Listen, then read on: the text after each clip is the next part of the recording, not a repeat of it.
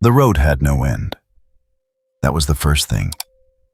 Not the fog, not the silence, not the way the street lights burned amber through the haze, like cigarettes left to die on their own. The first thing was the road, and the way it stretched forward without promising anything at the other side. Dante walked it anyway. He had his coat, the long red one, the kind that made people either nervous or stupid. And he had ebony and ivory holstered at his sides. And he had rebellion across his back like it weighed nothing, because to him, it didn't. He had all the things he usually had when something had gone wrong somewhere and someone needed a professional to come sort it out. What he didn't have was a clear read on what exactly had gone wrong here. The job had come the way they sometimes did. Vague, a name Silent Hill and coordinates and the particular flavor of wrongness that clung to certain places, the way cigarette smoke clings to upholstery. Dante had driven as far as the road would let him and then walked the rest. The car was back somewhere behind him, probably still visible if the gray wasn't doing what gray, in places like this, always eventually did, which was decide visibility was a privilege and revoke it without warning. He rolled his shoulders once and kept moving. The town announced itself gradually. First the guardrail along the road's edge, paint flaked down to rust. Then a sign letters, half-eaten by weather Silent Hill, Toluca Lake Resort area. Then the road widened into something that had once been a proper street with curbs and painted lines, and the ghost of ordinary life layered underneath years of disuse. The fog was thick enough to give everything a quality like a photograph left too long in developer fluid. Buildings emerged from it and dissolved back into it, depending on how close Dante got. A gas station pump's long dead. A diner windows dark and one pane cracked in a diagonal line that someone had taped over and never replaced. A hardware store with a handwritten, closed sign that had been hanging in the door long enough to fade to near illegibility. Dante stopped at the intersection of what the rusted street sign called Rendell Street and Martin Street. He tilted his head, listened. The town was not quiet the way an empty town should be quiet. There was sound. There was always sound in places like this, but it was the wrong kind. Distant, layered, metal on metal somewhere far enough away that it could almost be dismissed as wind working loose sheet through an open window. Almost. His hand didn't move to his guns yet. He just listened. Then the first one came around the corner. It moved wrong, which was the easiest thing to say about it. The lying figure, that was what it looked like, a body wrapped in something that wasn't quite skin and wasn't quite anything else, sealed shut and bent at angles that spoke of a skeleton that had given up on its original configuration. It dragged itself forward with a lurching momentum, less like something hunting and more like something compelled, like the fog had decided this was where it needed to be and it had no say in the matter. Dante watched it for exactly 2 seconds.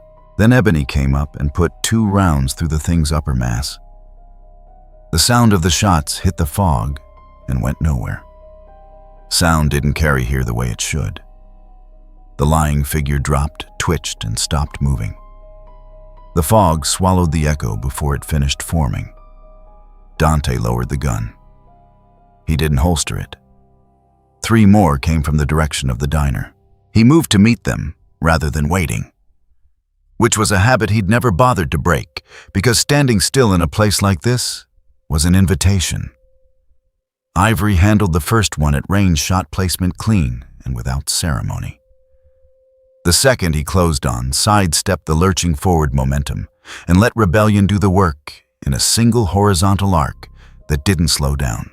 The third tried to come from his left flank and caught both barrels in a sequence so fast it registered as a single sound. Then there were 4 more. Dante exhaled through his nose. He could feel it already, the way this place dispensed them, not in rational quantities, but in waves, like whatever was generating them had no concept of enough. He'd been in places like this before, Hell, he'd been in hell, technically speaking, and even hell had a logic to it once you understood the underlying machinery. This place had logic too. He just hadn't found it yet. He worked through the next 4 with rebellion conserving ammunition, now that the pattern was settling, and when the last one dropped, he stood in the middle of Rendell Street and looked at the intersection ahead. This place really likes to restock. To nobody in particular. The merc offered nothing back. What came next was a man. He came from the north end of the street, walking fast, head down, an olive-drab jacket over his shoulders, and a flashlight in one hand that he kept trained on the ground in front of him, like it was the only honest thing in his field of vision. He almost walked straight into Dante before he looked up. Brown hair, mid-30s maybe. A face that had recently learned something it hadn't wanted to know and hadn't yet decided what to do with that information. He stopped short, and his flashlight beam swung up and lit Dante center mass, and for a moment they just looked at each other. "Who are you?" The flashlight was still on him. Dante glanced down at himself. The coat, the guns, the sword on his back, the bodies of 4 things crumpled on the asphalt around him. "Devil Hunter. You." The man's jaw worked for a moment. James Sunderland." His eyes moved to the bodies on the ground. He'd seen things like this already, Dante could tell. The look wasn't shock. It was the complicated expression of someone cataloging another data point in a situation that had already exceeded their capacity to process. "Are there more?" "Probably." James looked back the way he'd come. Something in his posture shifted, a subtle forward lean, like the answer to a question he hadn't asked out loud was pulling him in one specific direction. "I need to find someone in this town. I got a letter." He stopped himself, started again.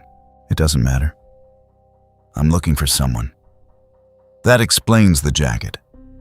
Doesn't explain the flashlight as your primary defense option.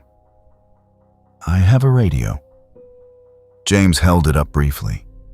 A small handheld unit, the kind that produced static in direct relationship to how close something dangerous had gotten. When it goes loud, something's near. Dante considered him for a moment. Not threatening, not useful in a fight, but someone had drawn this man here, and whatever did the drawing tended to leave a trail worth following. "Then don't let it go loud without warning me, and don't stop moving." "I'm not asking for an escort." There was an edge in it, not hostile exactly, more like a man who had decided ahead of time not to be indebted to anyone he met in this place. "Good. I'm not offering one." Dante started walking north. "I'm just noting that you standing still makes things appear. So keep up or don't." A beat of silence behind him. Then footsteps. They advanced together up Rendell Street without speaking. The haze pressed in around them, and the amber lights burned uselessly overhead, and Dante kept his eyes moving doorways, windows, gaps between buildings, because the lying figures were opportunists, or whatever passed for opportunism in a thing with no coherent will. At some point between one block and the next, the hardware store appeared again on their right. Dante had passed it on his left coming in. He kept that to himself. James didn't seem to notice or noticed, and filed it away. With everything else, he wasn't ready to process. The radio at James's side clicked up to white noise, and Dante had already turned and fired before the sound finished registering. 2 lying figures from the mouth of an alley to the right. He put them down in the same amount of time it took James to take a single step back. James's radio dropped to silence. "You've done this before." "Longer than you've been alive, probably." "What is this place?" Dante glanced sideways. It was a genuine question delivered with the flatness of someone who had stopped expecting reasonable answers but hadn't quite given up asking. "Can't tell you yet. Still reading it." That's not an answer. No, Dante agreed. It's not. They reached the end of Rendell, and the intersection opened into a wider space. A small plaza of sorts, benches along the edges, a dead fountain in the center, still holding a few inches of water so dark it reflected nothing. The fog here was marginally thinner, which was worse in its own way because it meant things could be seen from farther out, and from farther out meant they had more approach from more angles. The radio spiked. 5 lying figures came in from 3 different directions, and Dante put himself between them and James by reflex. Not because James needed babysitting, he'd pulled a handgun at some point and was tracking one on the left flank with the focused look of a man who'd had to learn fast, but because the gap between keeping someone alive and keeping them mobile was the difference between useful and liability, and Dante preferred useful. He cleared the center and, right with rebellion, in a continuous arc pivoted, let Ivory handle the one James had been tracking because it was already mid-swing and the angle was clean. James fired at the same moment, and the bullet passed where the thing would have been half a second later. They both lowered their weapons. James looked at the space where the last one had been. Then at Dante. You took my shot. Saved your bullet. Dante turned his flashlight toward the far end of the plaza. That was when Dante noticed the child. She was at the edge of the plaza, half absorbed by the fog, already moving at the brisk walk of someone who had somewhere to be and found the current company tedious. Small. Young 8, maybe 9. Dark hair, pale jacket, the kind of steady forward motion that children deployed when they had decided adults were not worth consulting. Hey! She didn't slow down. James stepped forward. There's a kid. Hey, wait. She glanced back. The look she gave them was the kind perfected by children who had been underestimated repeatedly and had stopped finding it interesting. Then she turned back and kept walking. The fog took her incrementally, first her outline, then the suggestion of movement, then nothing. James started after her. The radio shrieked. 3 more lying figures dropped from somewhere above a fire escape, a window ledge, the fog offering them up from overhead, and Dante stepped into the gap and put them down while James got his gun back up and covered the alley mouth to the left, where 2 more were already lurching into view. James fired twice. Both shots connected. He moved like someone who had been here long enough to stop being paralyzed by it, which told Dante something about how long he had been moving through this place before their paths crossed.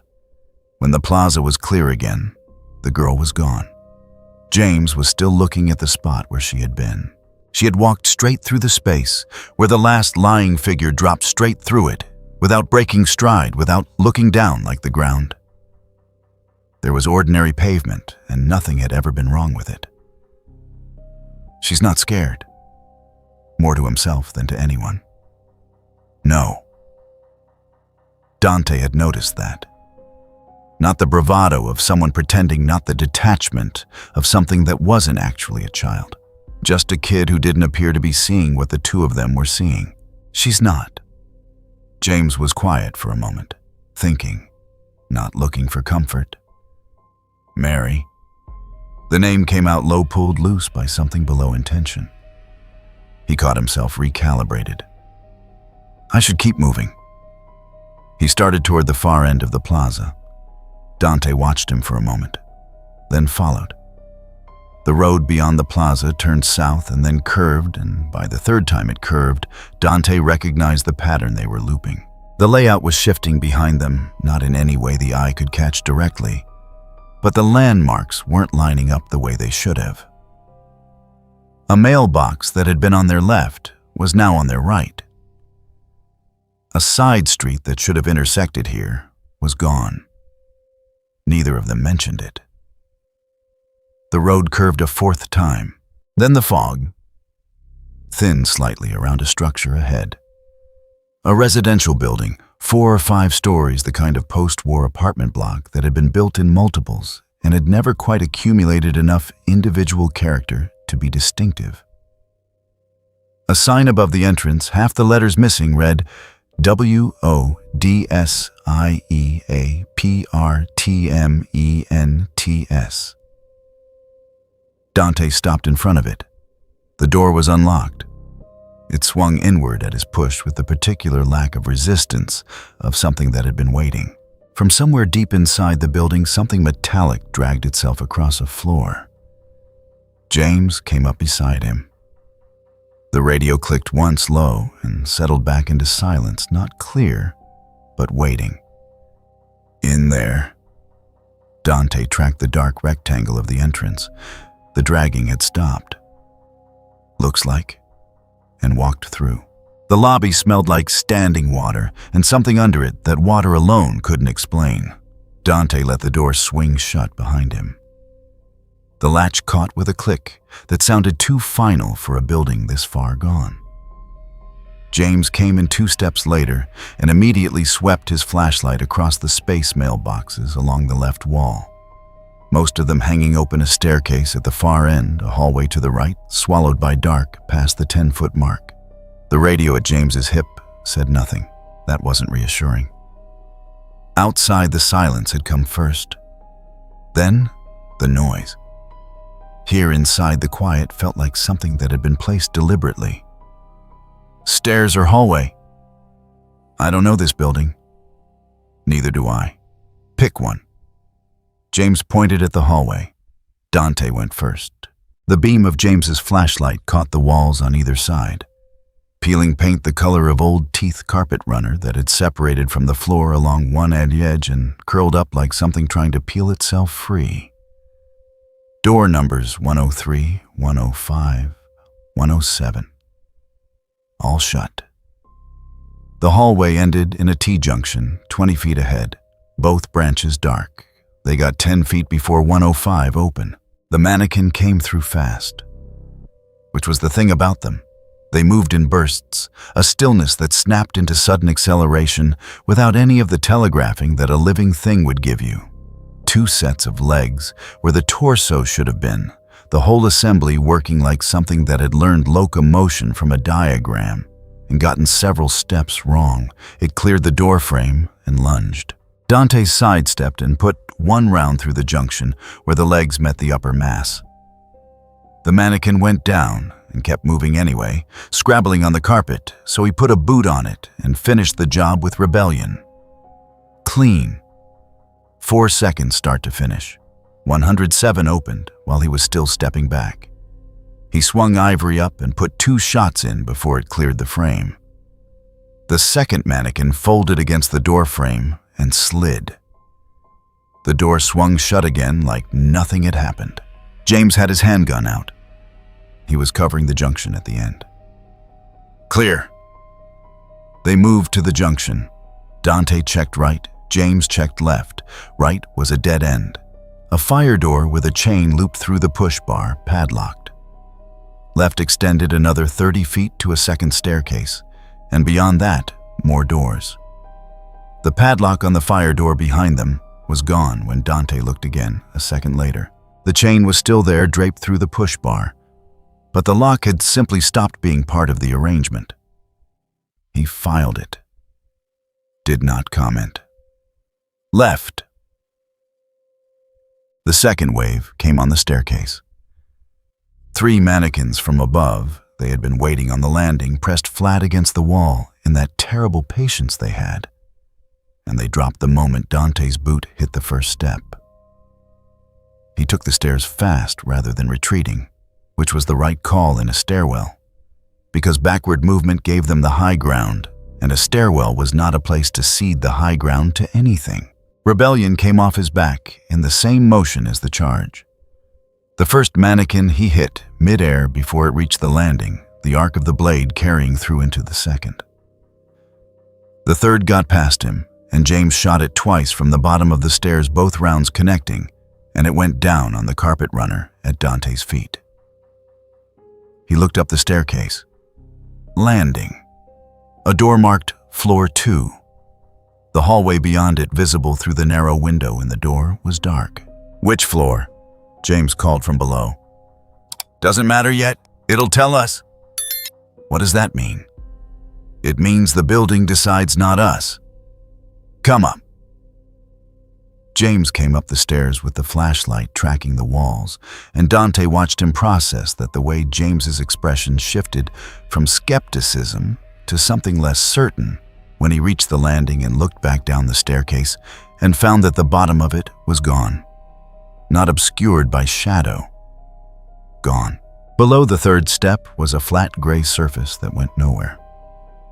James stared at it for 3 full seconds. Don't what? Think about it too long. It won't help, and we're not going back that way. James turned to the door marked Floor 2. His jaw was set in the way of someone who had decided that forward was the only available option and had not yet made peace with that. He pushed the door open. Floor 2 was longer than Floor 1 had any right to be.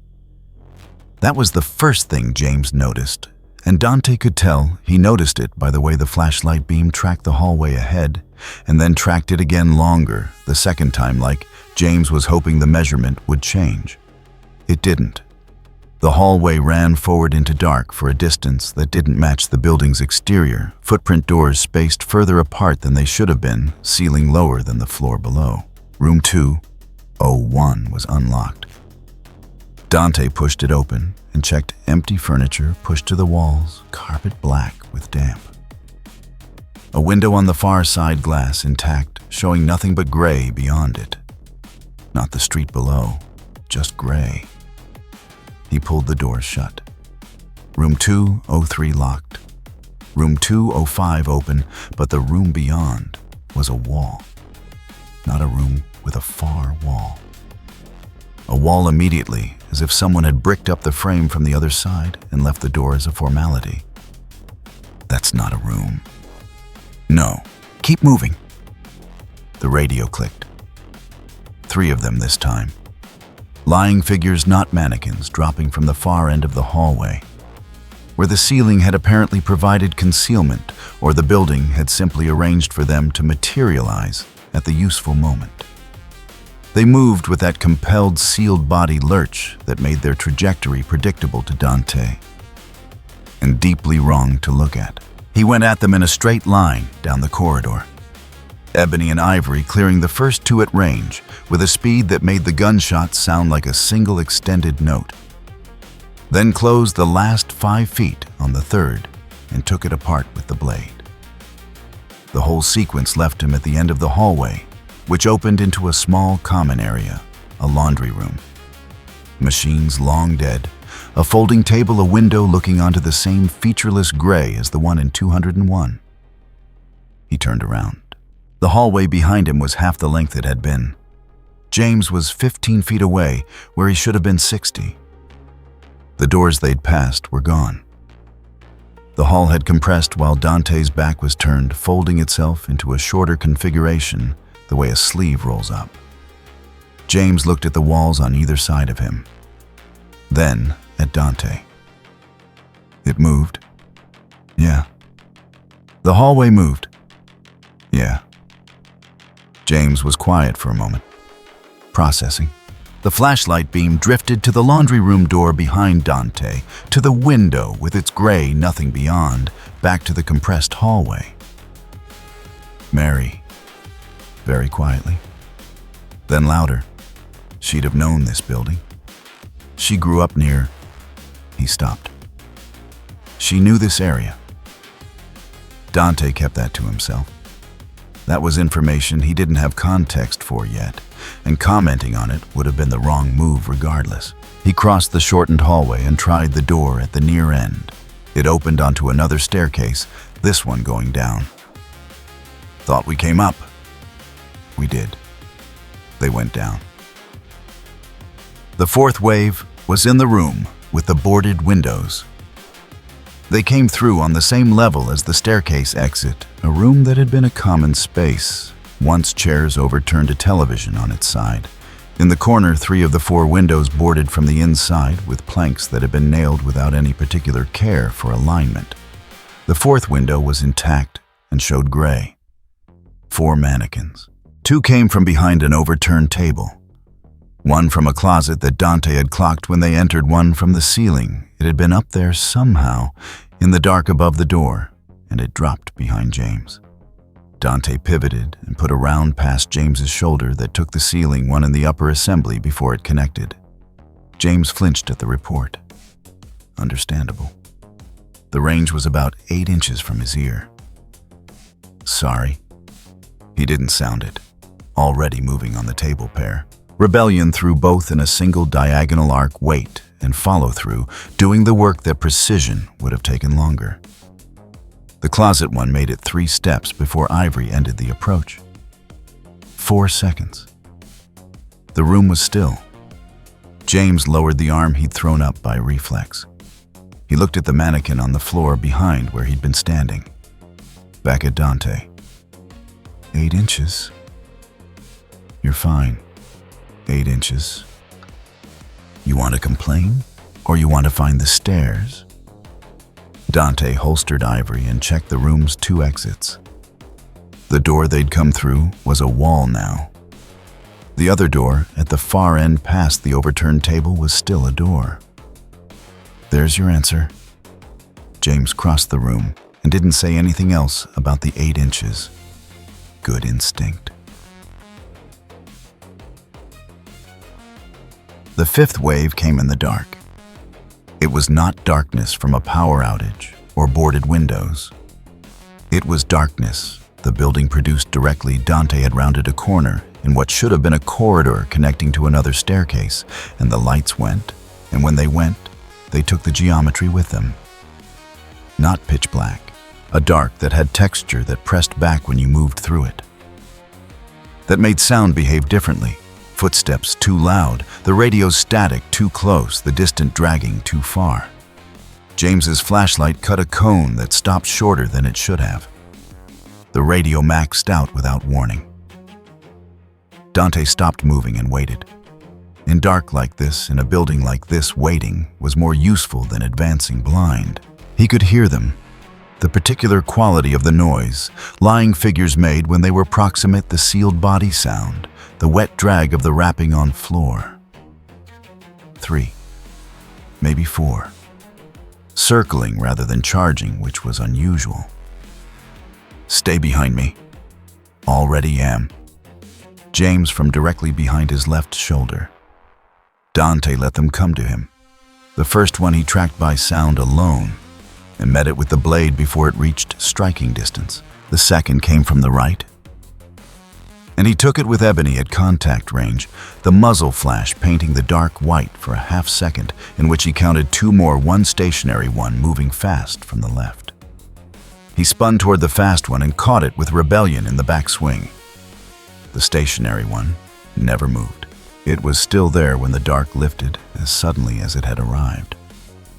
The hallway lights coming back on to reveal a corridor that ended in a door 30 feet ahead and a lying figure standing against the right wall, unmoving facing the wall, like it had been placed there. Dante watched it for a moment. It did not turn. He walked past it. James walked past it on the far side of the corridor, giving it as much space as the width allowed the flashlight on it until they cleared it. It didn't react. But when James glanced back from the stairwell door, the space where it had been standing was empty. No sound, no movement. Just gone the way a thought goes when you stop paying attention to it. What's wrong with that one? Same thing as the others. Different instructions. The door at the end opened onto a stairwell landing, and on the landing at the far end was the first moment of stillness that the building had offered since they'd entered. Stillness, the wrong kind, the kind with weight. The dragging sound came from below. Then it stopped. Then slowly, a silhouette resolved at the bottom of the stairwell, ascending without hurry, filling the width of the staircase in a way that a person simply did not. The helmet was a pyramid of dark iron. The apron hung past its knees, layered and stiff. It carried the great knife at its side, not raised, Not ready, just present the blade scraping one slow groove into the stairwell wall as it climbed. James went rigid. Dante stepped to the railing. The thing, the red pyramid thing, the weight of it, the iron fact of it came up the stairs, and its attention was not on Dante. Dante could feel that with the same clarity he could feel temperature or threat direction. It was looking at James. Not physically, the helmet had no visible aperture for vision, but its orientation, its pull, its gravity was on James. The way a compass needle doesn't look at north, but points there anyway. James took a step back. Pyramid Head reached the landing. Dante dropped from the railing directly into its path. For one beat, it simply stopped. The great knife hung at its side. The iron helmet faced forward toward James through Dante, as if Dante were a delay rather than an obstacle. Then it swung. The blow came horizontal, the flat of the great knife, and the force of it was not the force of a thing that had calculated an appropriate amount of strength to apply. It was the force of something that operated outside those calculations entirely. Dante took it on Rebellion's flat both hands on the grip, and the impact drove him back 3 full feet across the landing and into the wall. The plaster cracked behind his shoulders. He pushed off it. Pyramid Head had advanced. Another swing, same arc, slower this time. Not slower because it was tired. It was pressing a different rhythm, trying to pull Dante into its tempo rather than his own. Dante ducked under it and let the blade clear above him close enough to move his hair. He stayed low and circled. Pyramid Head tracked him, turning on the landing, but the turn was wrong. It kept facing James in its peripheral orientation, even while Dante moved around it. James was pressed against the far wall now, flashlight on the thing, hand on his handgun, but not raising it smart enough to understand that a handgun was not the conversation to have here. Pyramid Head swung again. Dante caught it on Rebellion a second time. Different angle redirected the force rather than absorbing it, and the great knife buried itself 2 inches into the landing floor. While it was anchored there, Dante moved, not to retreat. He stepped inside the reach, past the extended arm, and drove 3 strikes into the torso. Fast, no flourish. Just the blade finding the seams between what it was and what it was pretending to be. The iron didn't give the way flesh gave, but something under the iron responded a shudder, a wrongness, a sound like metal fatigue running through a structure under load. Pyramid Head wrenched the great knife free. It was already turning back toward James. Dante read it and stepped aside. Let it complete the turn. Let it face James and begin its advance. Then he hit it from behind, one clean horizontal arc across the back. The same force, the same intent, and this time the wrongness that ran through it was louder.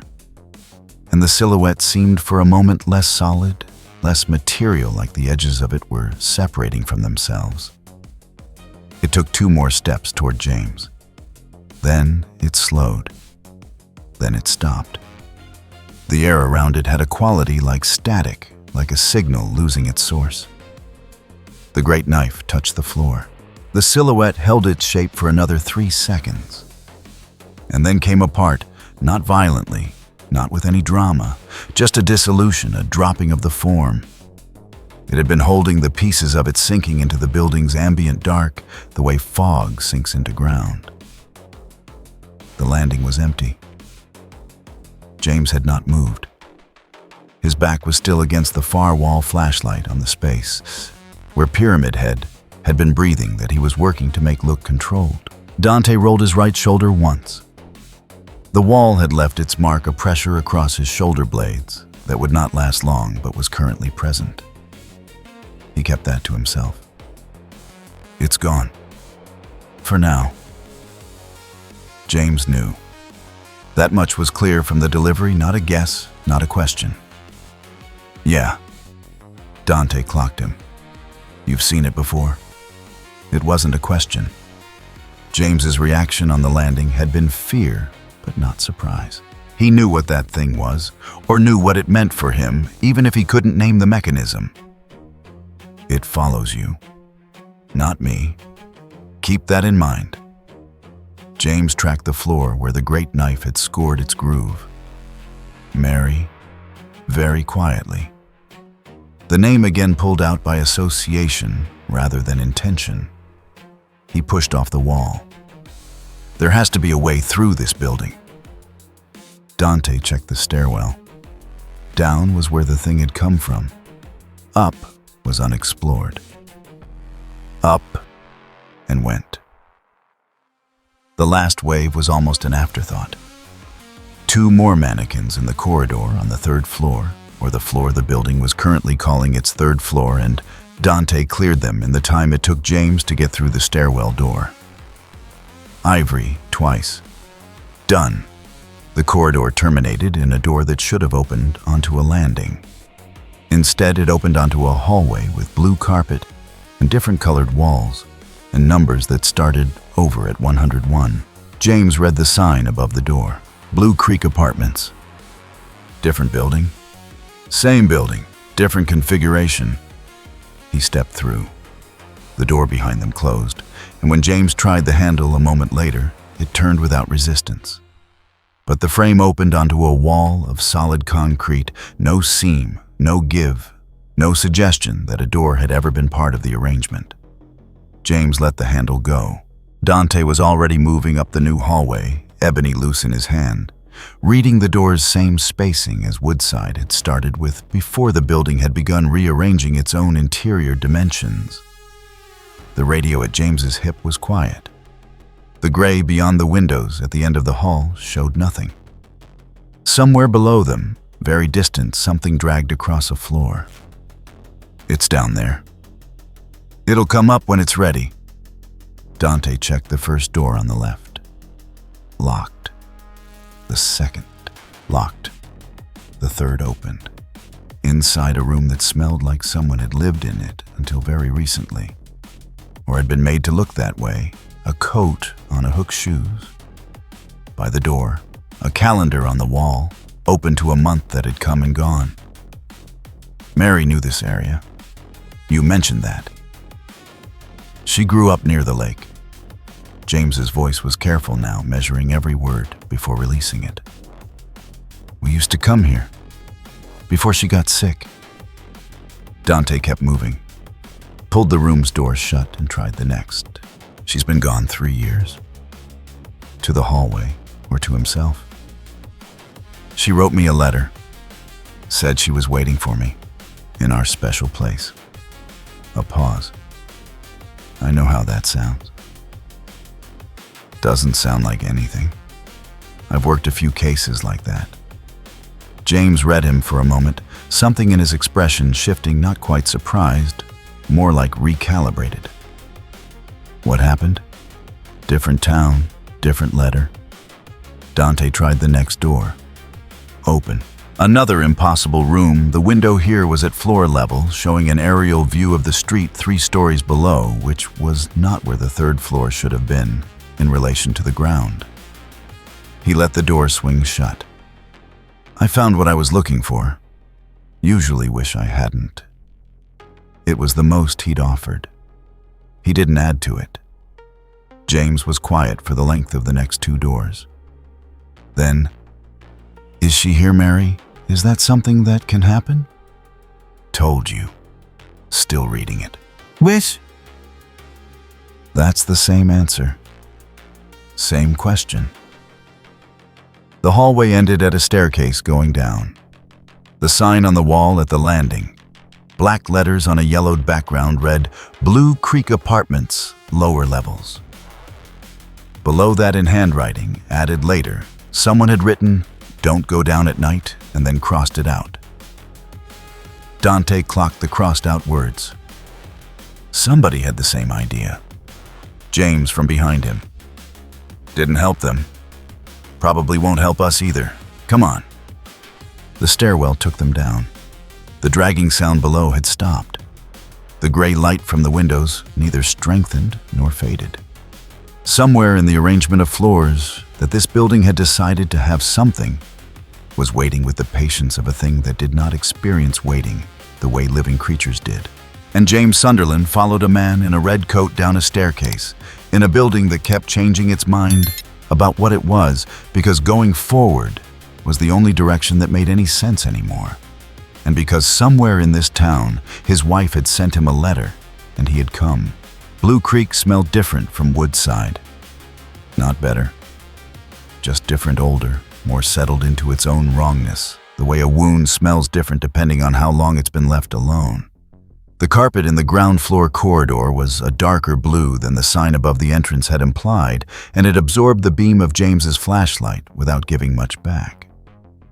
Dante moved to the first junction and checked both directions. Left 4 doors all closed, a window at the far end, showing the same pale nothing that windows here always showed. Right, a staircase going up walls, bare a single fluorescent tube overhead that flickered in a pattern too regular to be electrical failure. Left or right? James behind him, still keeping that distance. Right. He'd learned something in Woodside. When a building offered stairs early, it wanted you on a different level. Fighting that impulse tended to cost time and waves. Working with it at least moved things forward. They took the stairs. The first wave was waiting in the room at the top. Not in the hallway. In the room itself, which meant someone or something had opened the door and arranged them there, because the door was standing wide when Dante reached the landing, and the 3 lying figures inside were oriented toward the entrance like a reception committee. They lurched the moment he crossed the threshold. He stayed in the door frame rather than entering. No point stepping into a room until you knew where its edges were. The first one he let come to him sidestepped its momentum in the narrow frame, let it carry itself past, and put ivory to the back of its mass. The second he took on the blade, a short thrust rather than an arc. The room was too small for sweeping strikes. Furniture still in place, a bed against the far wall, a dresser, a nightstand with a lamp that wasn't plugged into anything but was somehow on. The third circled left. James from the hallway behind Dante put 2 rounds into it before it found an angle. Clean. 15 seconds. Dante stepped fully into the room and fixed on the lamp. It cast light in the wrong direction, away from the bulb, somehow throwing the shadow of the dresser toward the window rather than the wall. He clocked it, filed it, moved on. The nightstand drawer was open. Inside, a room key, a folded piece of paper, and a woman's wristwatch. The paper was blank on both sides. He left everything in the drawer and turned back. James was in the door frame, flashlight sweeping the room.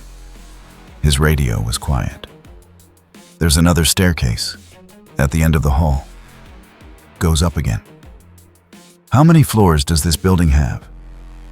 The sign outside said 4. Dante clocked the ceiling. They'd come up 1 flight.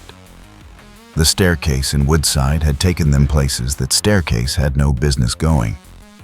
He had no particular reason to trust the sign outside. Up. Let's find out.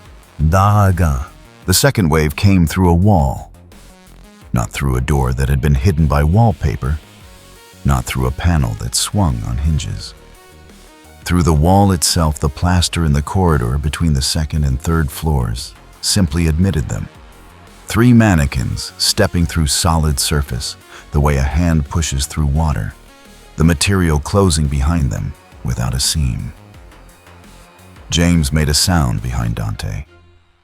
Not a word, just air leaving his lungs faster than intended. Dante was already moving.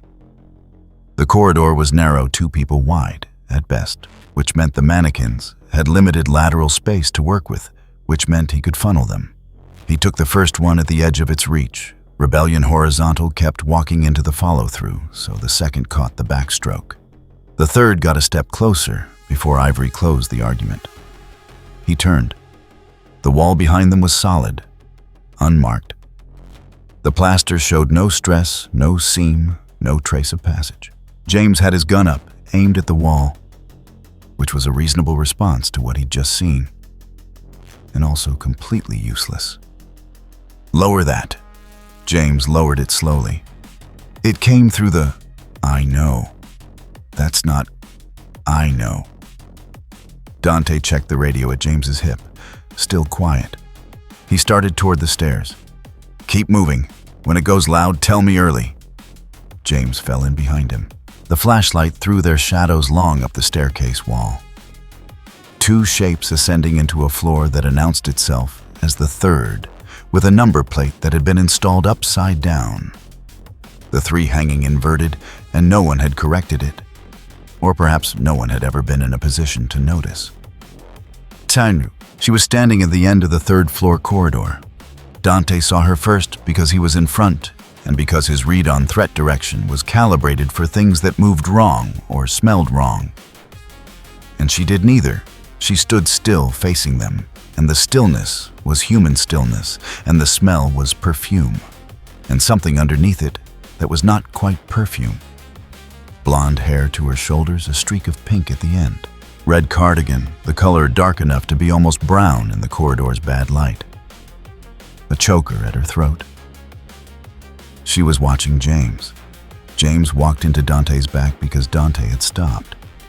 "Sorry," James started, then looked past Dante's shoulder and went completely still. The woman at the end of the corridor, James. It was not a question. It landed like recognition, like she had been looking for him and had found him and was confirming it, the way you confirm something you already knew. James's breathing changed. Dante felt it more than heard it, a shift in the quality of the air behind him. "Mary." James. Barely above a breath. The woman Maria took a step forward. The corridor light caught her face, and her expression was soft in a way that did not sit right against the building's texture, like a photograph pasted onto the wrong background. "I've been waiting. I didn't know if you'd come." "You're..." James stopped, started again. "The letter said..." "I know what the letter said." She held out her hand. "Come here." Dante did not move out of the way. Maria's eyes shifted to him. Up close, the softness in her expression was still there. But it had a quality like a surface present, but not deep. "You should let him through. In a minute. He needs to... in a minute." He turned to James. James's attention was fully on Maria, the flashlight angled down and slightly aside in the posture of someone who had forgotten they were holding it. His face had the look of a man standing at the edge of something that he wanted badly enough to stop checking whether it was real. "James!" Not loud, flat. James blinked, tracked back to him. "She came out of a building that's been rearranging itself for the last hour. Think about that for 1 second before you move." James's jaw tightened. "You don't know who she is?" "No." "Do you..." A beat. Something moved behind James's eyes, not doubt exactly more like a crack in a surface that was doing a lot of structural work. He looked back at Maria. She was still holding out her hand, still soft, still waiting. The corridor behind her was longer than it had been 30 seconds ago. Dante noted he had clocked the distance when they'd entered the floor, and it had been 40 feet to the far window. It was longer now. The window had receded. Maria. Not Mary. The correction happened somewhere below conscious decision and surfaced in his voice before he could stop it. The woman's expression didn't change, but her hand stayed out. "Hey." The third wave arrived in the precise moment James took a step toward her. 4 of them from the doors on either side, 2 lying figures from the left, 2 mannequins from the right, the timing too clean to be coincidence. The building had been waiting for the moment of maximum distraction. Dante spun and put the lying figures down with ivory before they cleared their door frames, 2 shots each, the sound cracking in the enclosed space. The mannequins were faster. One lunged at James and he backpedaled into the wall, getting his forearm up as a block. Dante crossed the distance in 2 steps and took it off him with rebellion mid-lunge, the arc carrying through into the fourth. James was pressed against the wall, forearm up the instinct block, still in place, half a second after the need for it was gone. "You're fine." James lowered his arm, tracked the mannequin on the floor. Then the space ahead where Maria was still standing, watching the aftermath with that same surface calm, and the corridor behind her was definitely longer now, the window another 20 feet further than it had been. She didn't move. When they came out, she didn't move. No, she didn't. "Maria, James, please." The word please landed differently than the others, softer, more specific. James heard it in a place that Dante could not reach, and his whole posture shifted toward her. The pull of it visible, a body responding to something the mind hadn't finished processing. He walked toward her. Dante let him get 3 steps and then moved up beside him. Not in front, beside. The fourth wave spawned around them as they walked, not in a burst, incrementally lying figures materializing from the walls and corners of the lengthening corridor, the way condensation forms on a cold surface. First one, then 2 more, then another at the edge of the flashlight's reach. The radio at James's hip had gone to maximum static and stayed there, which meant either the threat was too close for directional detection, or the instrument had simply stopped being relevant. Dante cleared them as they appeared. No pause, no ceremony. A shot here, a blade arc there, continuous like clearing brush from a path while still walking it. Combat as motion rather than encounter. James walked and Dante worked, and Maria retreated down the stretch ahead at exactly the speed required to stay just out of reach. The closer they got, the more came out of the walls. That was the rule. Dante had stopped expecting it to change. James noticed it. Dante could see him notice the slight check in his stride, the recalibration, the look on his face of a man watching a thing that should have closed become further away instead. James started. "She's not running." Between shots. "The stretch between us keeps growing." "That's not her doing." "What does that mean?" "Means keep walking. Don't run. Running won't help." They kept walking. Maria kept retreating. The corridor kept extending. The waves kept coming in 1s and 2s, manageable, deliberate. The building was not trying to stop them. Dante understood. It was occupying them, buying time for something else to arrange itself. Then it stopped buying time. The wall to Maria's left went soft. Not all at once. It thickened, first the plaster taking on a density it hadn't had before, a heaviness that made the air around it feel pressured. Then the color shifted pale yellow to gray, to something that wasn't a color so much as an absence of one. Then Maria walked into it, and the wall accepted her the way it had expelled the mannequins 2 floors below, without drama, without resistance, without leaving a trace of the passage. James lunged forward. Dante caught his arm. "Don't. She's in there." "James." Dante held the arm. James was stronger than he looked, and the pull in him was not purely physical. It had the quality of something the town was assisting, leaning its weight behind it. Dante leaned back. "She went through a wall. You can't follow that. Let go of me. Listen." James stopped pulling. His chest was moving hard. The flashlight beam swung wild across the corridor walls, bare intact, no trace of Maria.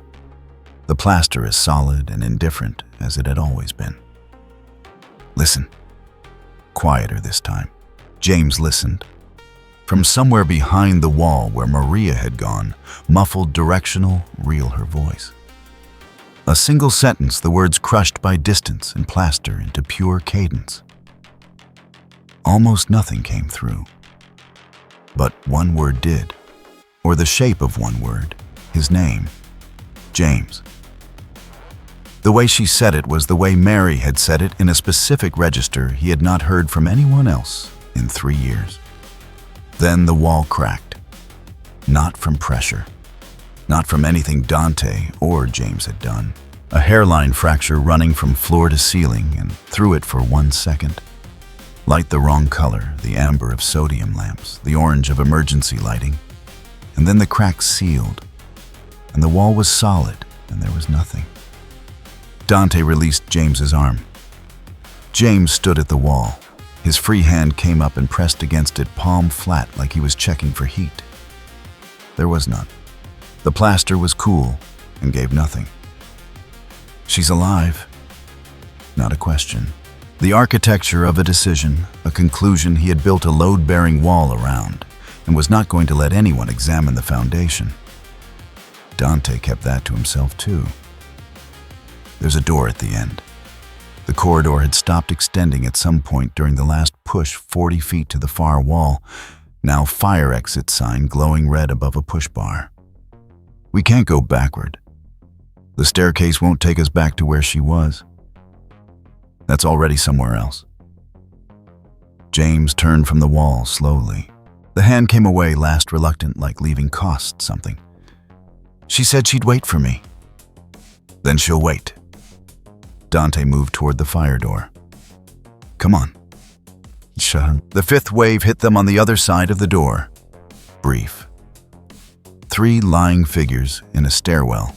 That was not the staircase they'd come up. This one was concrete institutional, the kind found in buildings that had been built for practicality rather than residence, with conduit running along the ceiling, and a drain in the floor that had no business being in a stairwell. Dante cleared them before James was fully through the door.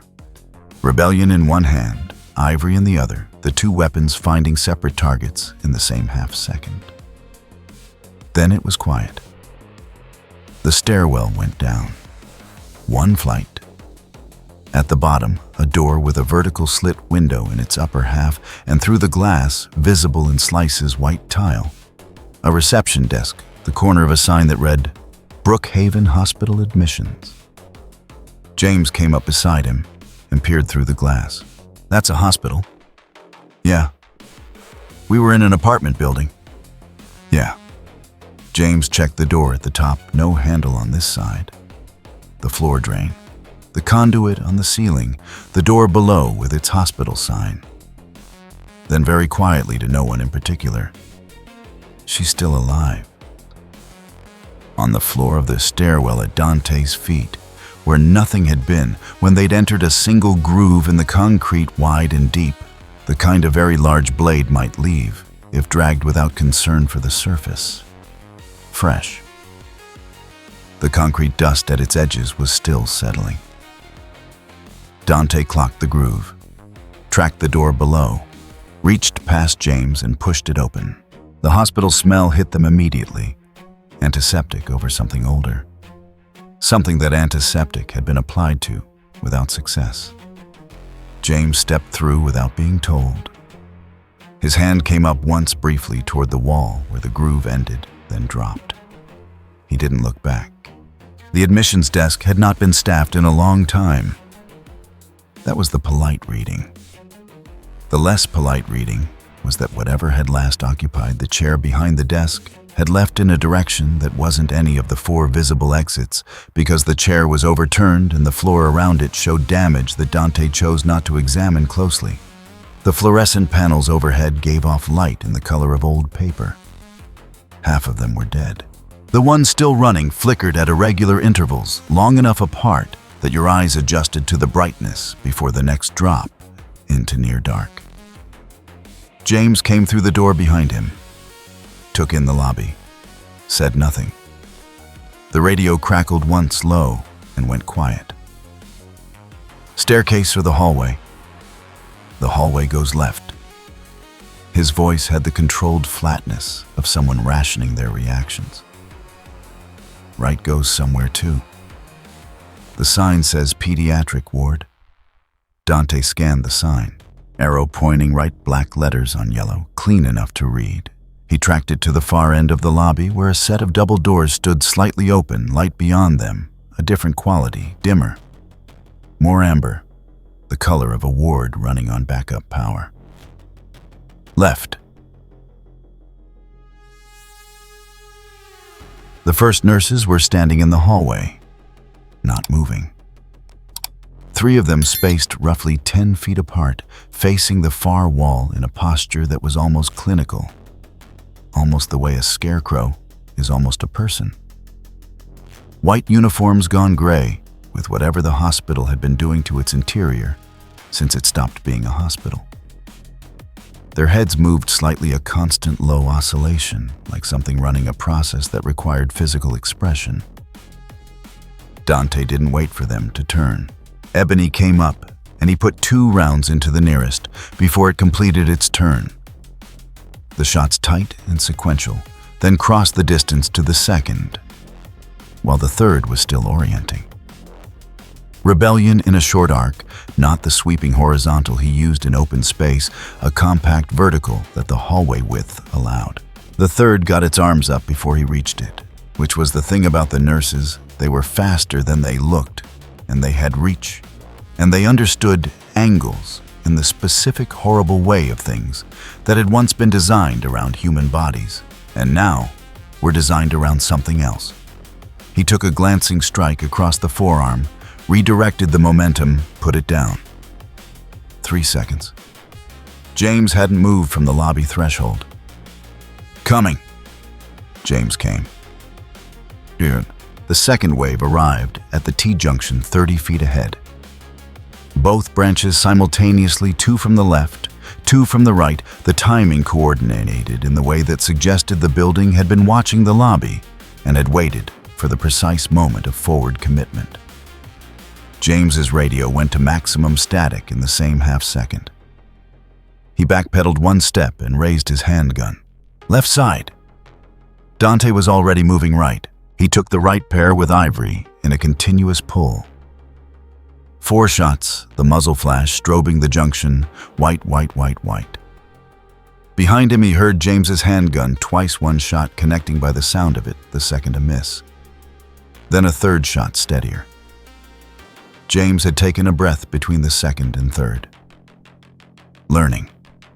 The junction was clear. James's radio dropped to silence. You hit 2. I know how many I hit. Dante checked both branches. Left ended in a set of double doors marked records. Right curved out of sight. Right. James followed without argument. That was new. Something about the hospital had reset his threshold, the lobby maybe, or the nurses, or the simple arithmetic of the past 3 floors. He was conserving energy for the things that mattered. Dante had seen it before the shift from resistance to focus. It meant James was taking this seriously now. Whether that was better or worse depended on what the building had planned. The third wave was in the room with the curtains. A patient room, 4 beds, all stripped metal frames showing rust along the joints. Curtain tracks ran the length of the ceiling. The curtains themselves drawn shut around 3 of the 4 bed positions, the fabric stiff and discolored. The 4th position was open. Its bed had been pushed against the far wall at an angle that no one had done deliberately, or that someone had done in a hurry. Dante went in first. Rid the room. 3 curtains, 3 potential positions. He pulled the nearest one open with 1 hand, Ivory in the other. The nurse inside launched immediately, no hesitation, full force from a standing start, arms already extended. He sidestepped inside its reach, let it carry past, put it down from behind. Pulled the second curtain. Empty. The bed behind it had been stripped down to the frame, and the frame had been pushed flush against the wall, which was wrong. There was no space for a person to have been hiding there, which meant the first curtain had been a decoy, or the building had rearranged the room's contents while they were occupied with the junction. The third curtain moved without him touching it. He shot through it twice center mass. The curtain billowed and went still. He pulled it aside. A nurse down. Behind it, pressed against the wall, in the corner, a man. Not a nurse. A person. Heavy-set, broad-shouldered, wearing a gray shirt darkened with sweat across the chest. a baseball cap. His hands were shaking badly, and one of them was holding a gun. The gun was pointed at Dante. "Soon, don't." The man, Eddie James, had mentioned his name earlier, had the look of someone who had been in this room for a while and had decided several things about his own survival that had not yet been tested against the reality of someone else walking through the door. His eyes were wide and very focused, not panicked. Focused, which was more dangerous. "You one of them?" Eddie's eyes hadn't moved from Dante's chest. "Do I look like one of them?" "I don't know what they look like. I don't know." Eddie's breath caught. He reset. "I don't know what anything looks like in here. I'm not one of them." Dante kept his hands visible. He could have taken the gun. He could have taken it 3 different ways in the time Eddie had spent trying to decide whether to shoot. "Put it down." "Why are you here?" "Same reason you are. Wrong place. Come with us, or stay here but put the gun down before you do either." James appeared in the doorframe behind Dante. Eddie's eyes moved to him, then back. The recognition in Eddie's face was not quite relief, more like the desperate math of someone calculating whether more people meant more safety or more threat. James kept his voice low. "I know him. From earlier. He's..." Eddie's chin came up. "I'm fine. I'm completely fine." He was not. Dante could see the specific quality of not fine, that Eddie was carrying something heavier than fear, something that had been there before the hospital, and that the hospital had pressed on. Whatever Eddie had done or thought or been told about himself, this place had found it and was applying weight. Dante dropped his voice. "Lower it." A long beat. Then Eddie's arm came down. The barrel dropped toward the floor. "I wasn't going to shoot." Dante reached over and took the gun from Eddie's loosened grip in one motion. Broke the cylinder, pocketed the shells, handed the empty frame back. Eddie stared at his own hand. "Stay behind us if you move. Stay quiet if you don't." He turned back toward the door. "Up to you." He didn't wait to see which Eddie chose. The 4th wave came when the door locked behind them. The click was audible, a deadbolt engaging without a key, without anyone near the handle. James tried it immediately, the reflex of someone who had learned to check. It didn't give. Dante didn't bother trying. He was already reading the room. They'd been funneled into a larger ward space, 6 beds, a nurse's station at the far end, behind a partition of frosted glass. 2 windows on the right side showing the amber. Nothing of the hospital's exterior atmosphere. 4 nurses. 2 behind the partition, visible as silhouettes through the frosted glass.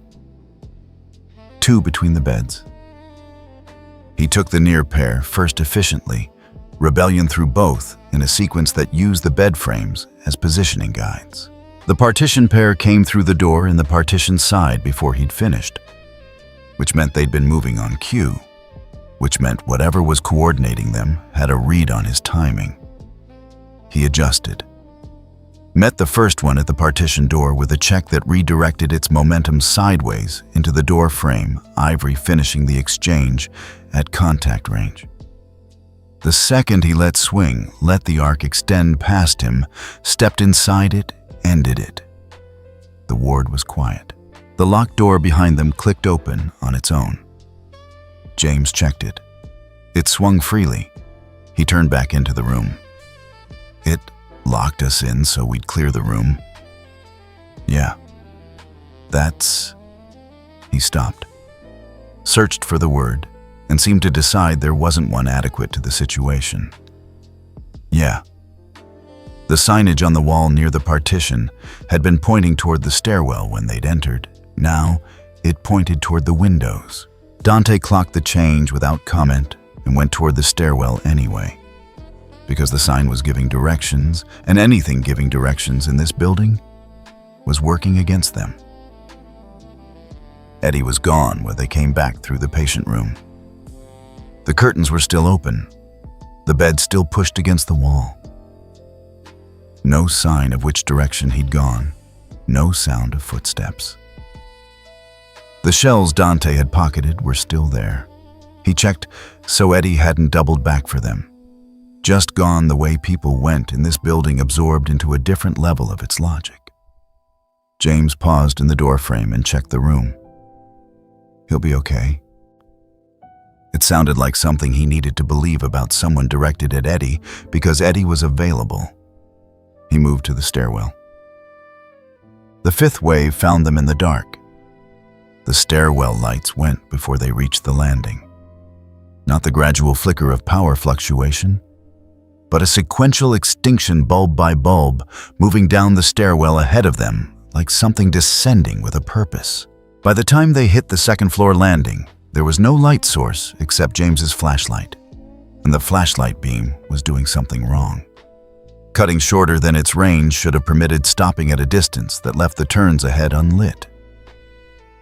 James's radio was a wall of static. "They're below us." James had his flashlight angled down, tracking the steps. And above.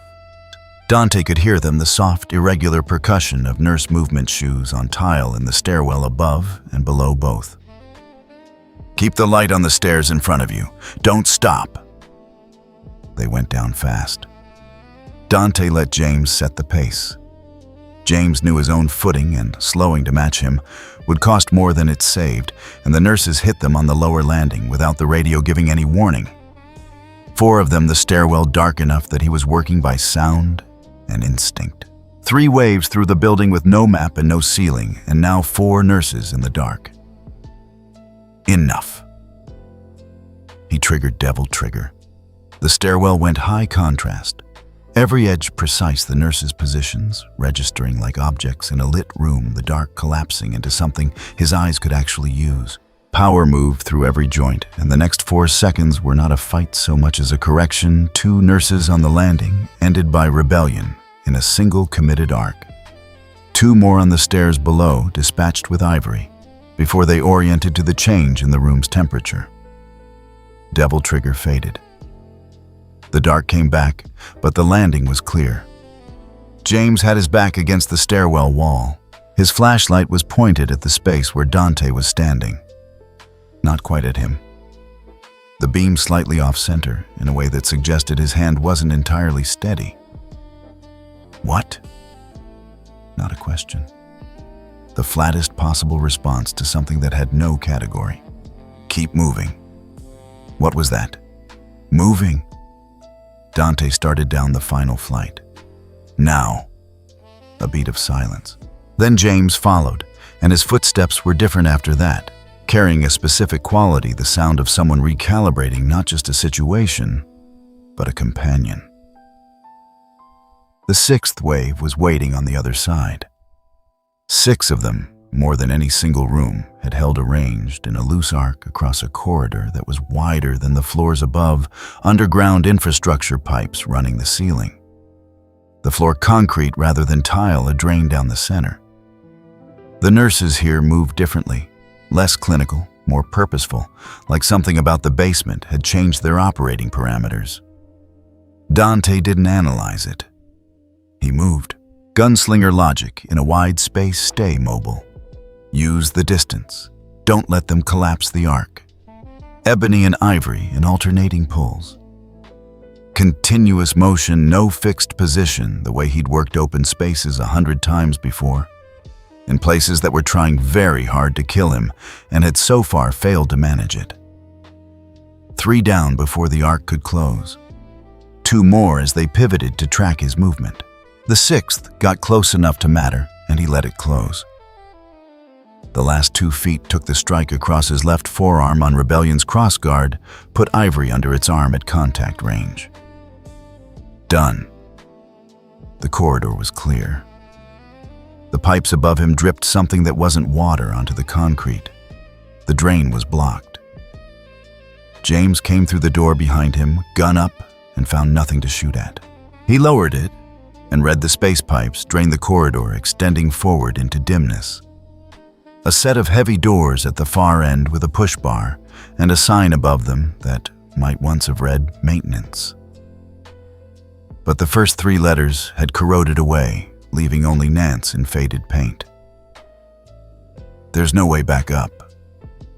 James had checked the door behind him. That locked too. Yeah.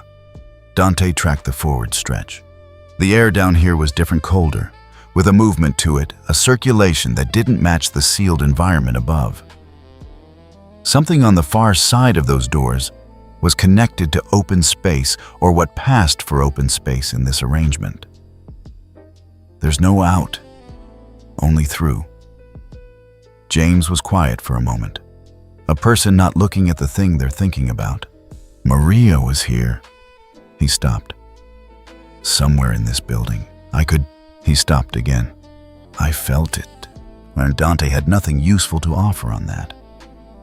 He moved toward the heavy doors at the far end. Rebellion loosened his grip, and the pipes above them dripped their not-water rhythm, and somewhere further along in the dark ahead, something dragged slowly across a concrete floor and then stopped, like whatever was making the sound had become aware it was being heard.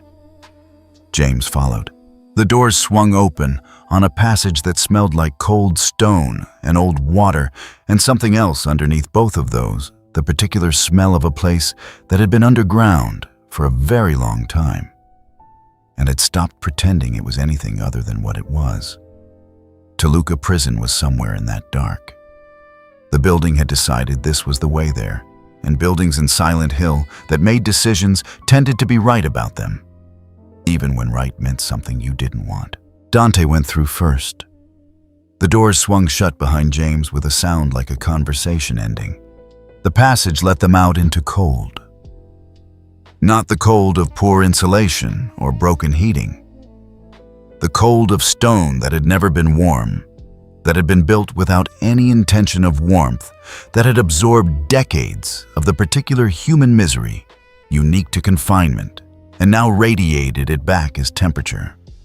The floor was concrete, cracked along fault lines that ran in no logical direction. The ceiling was low enough that Dante could have touched it with 2 fingers above his head, and the darkness above it was the kind that resisted the flashlight beam rather than simply absorbing it. James's flashlight swept the space. A corridor, cell doors on the right side, iron-barred, hinged outward, most standing open. On the left, a solid wall of stone interrupted by a series of narrow drainage channels that ran floor to ceiling and went somewhere unlit. The radio clicked once and went quiet. Prison, James said to himself. Dante checked the first cell, empty, cot frame. A toilet that had stopped functioning at some point and hadn't been cleaned after. He moved to the second, empty. The third was closed, which was different from the others, and different things in this building had a way of being different for a reason. He left it closed for now and kept moving. The first wave came from the floor. That was the thing about mandarins. You heard them before you understood what you were hearing, a scraping below the concrete that registered first as building noise and then as something with intention behind it. They came up through a crack in the floor that had no business being wide enough to admit anything. 2 of them, the movement wrong. In a way distinct from the lying figures and mannequins, lower, more patient, like things that had learned to live at the bottom of things. Dante put the first one down before it fully cleared the floor. Rebellion's point driving through the gap between whatever it was using for a head and the rest of it. The second cleared the floor and lunged low, and he sidestepped, let it carry past Ivory twice at contact range. 5 seconds. The floor was still again. James had pressed himself against the left wall flashlight on the floor cracks. His breathing was audible in the stone silence. What were those? Different model. Keep moving. They came through the floor. I noticed. Move. James moved. But he walked the center of the corridor after that, away from the walls. away from the floor cracks, which meant he was walking a line roughly 8 inches wide and watching everything at once. Dante didn't tell him that was rational. It was. But it would slow him down, and slow was what this place wanted. The cell block ended at a gate. Iron bars floor to ceiling with a sliding mechanism that had rusted solid. A chain through the bars, no padlock. The chain simply threaded through and coiled on the far side, as if it had grown there. Dante gripped the gate and pulled. It moved half an inch and stopped. James's flashlight found an alternate route, a gap in the left wall, narrow where a section of stone had partially collapsed inward, wide enough for a person. Not comfortable, but navigable. Dante went through first. The space on the other side was larger, an open area that had once been a common room of some kind. Benches bolted to the floor, and still present though two had been torn from their moorings and were absent. A speaker mounted high on the far wall crackled intermittently, producing half-syllables that weren't words in any language Dante had encountered, but had the rhythm of an announcement, something mechanical reading from something that had long since stopped making sense. He waited for it to resolve into a threat indicator. It didn't. It was just noise the building made. The gate behind them was closed when he looked back. The chain was threaded through from the inside now. He didn't know when that had happened. The second wave came from the occupied cell. The one he'd left closed, it was open now, and the thing inside was already through the doorway when the radio spiked. A mandarin larger than the two from the floor, moving at a different angle, and behind it from the collapsed section of wall they'd come through, two lying figures, which meant the passage had been letting things accumulate in the stone while they crossed it. Dante read the geometry in a half-second.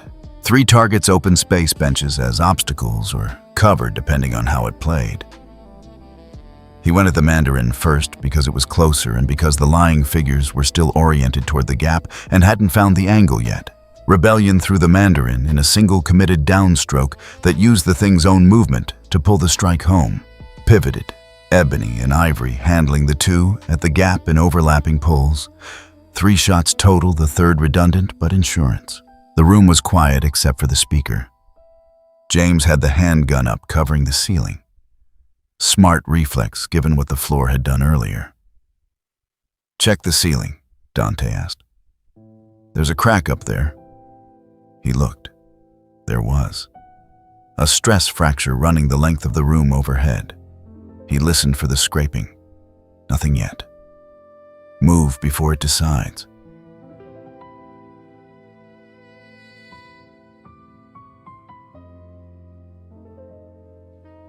The common room opened onto a staircase going down.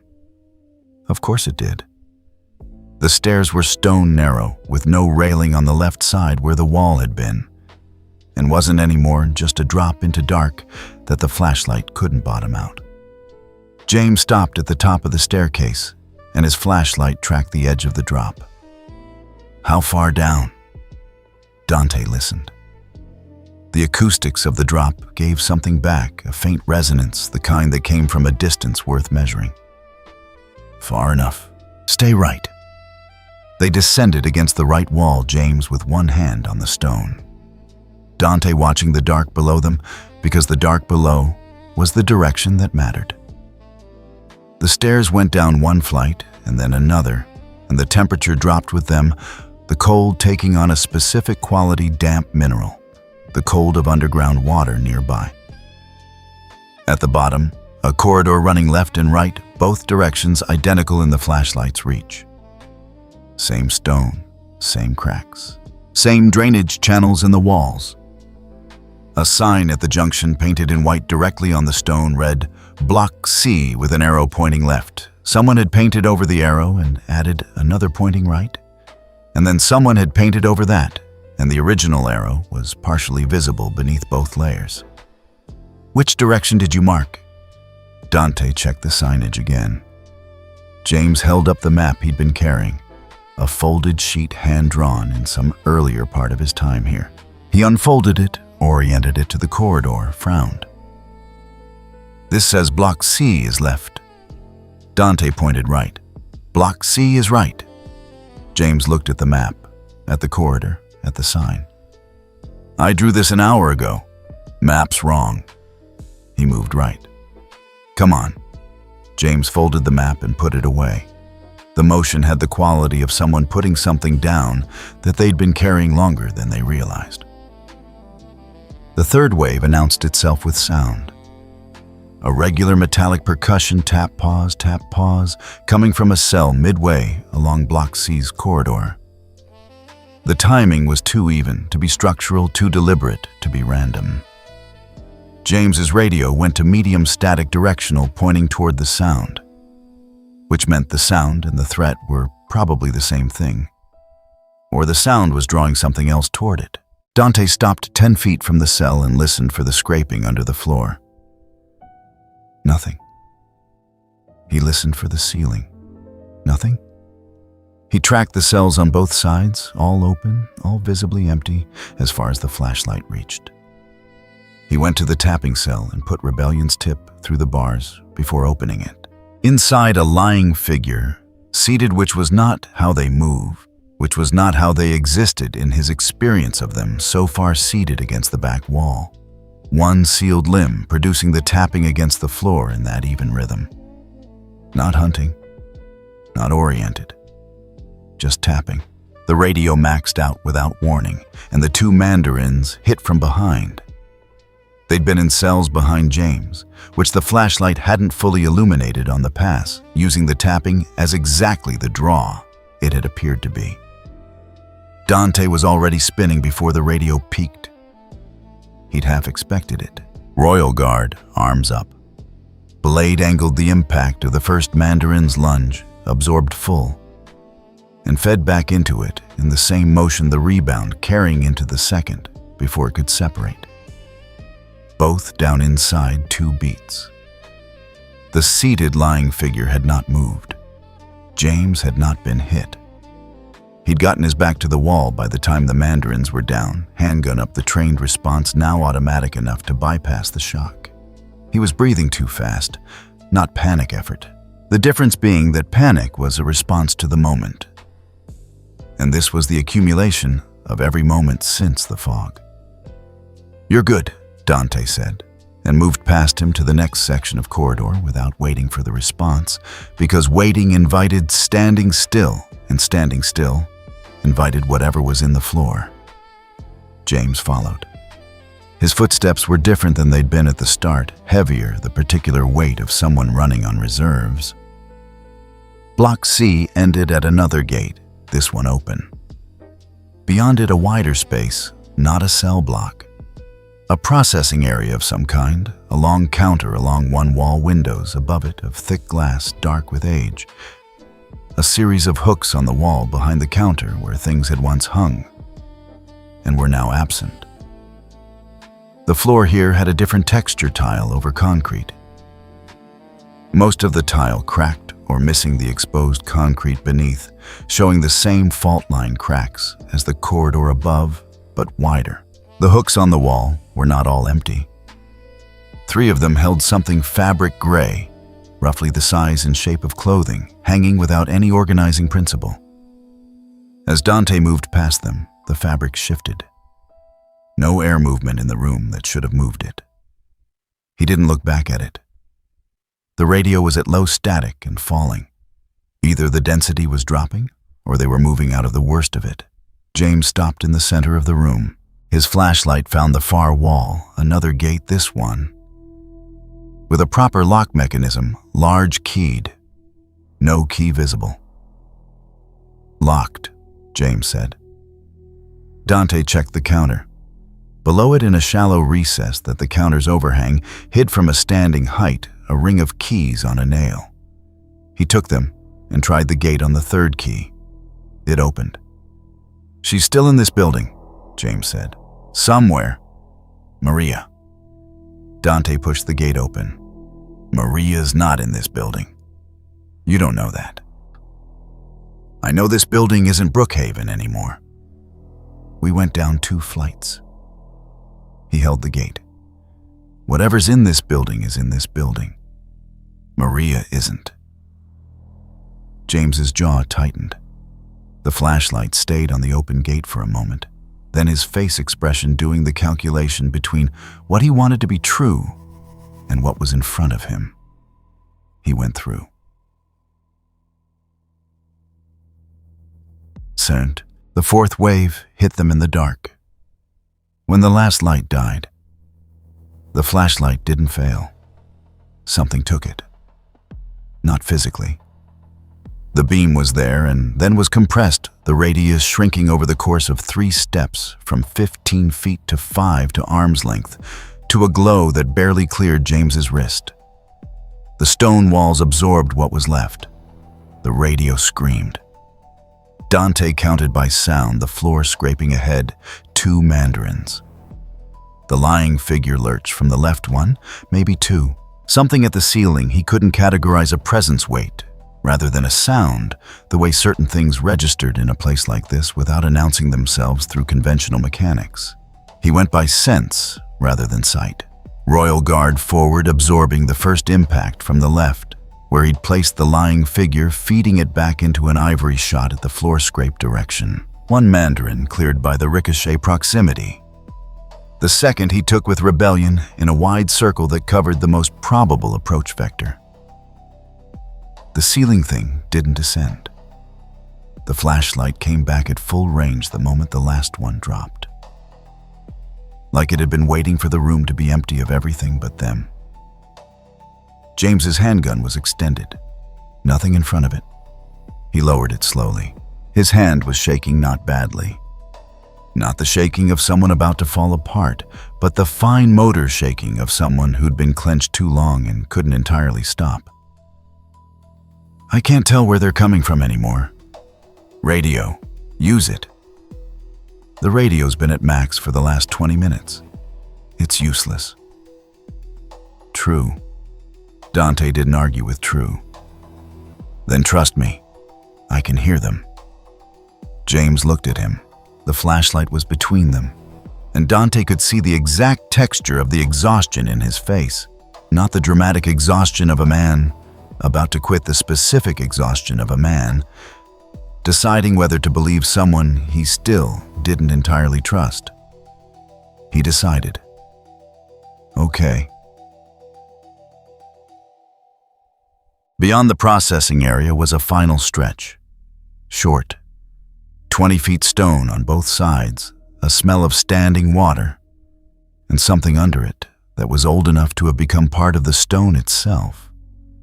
The floor here was wet, not flooded, a shallow film, the kind that formed when water found its way down over enough years that the floor had simply accepted it as part of its nature.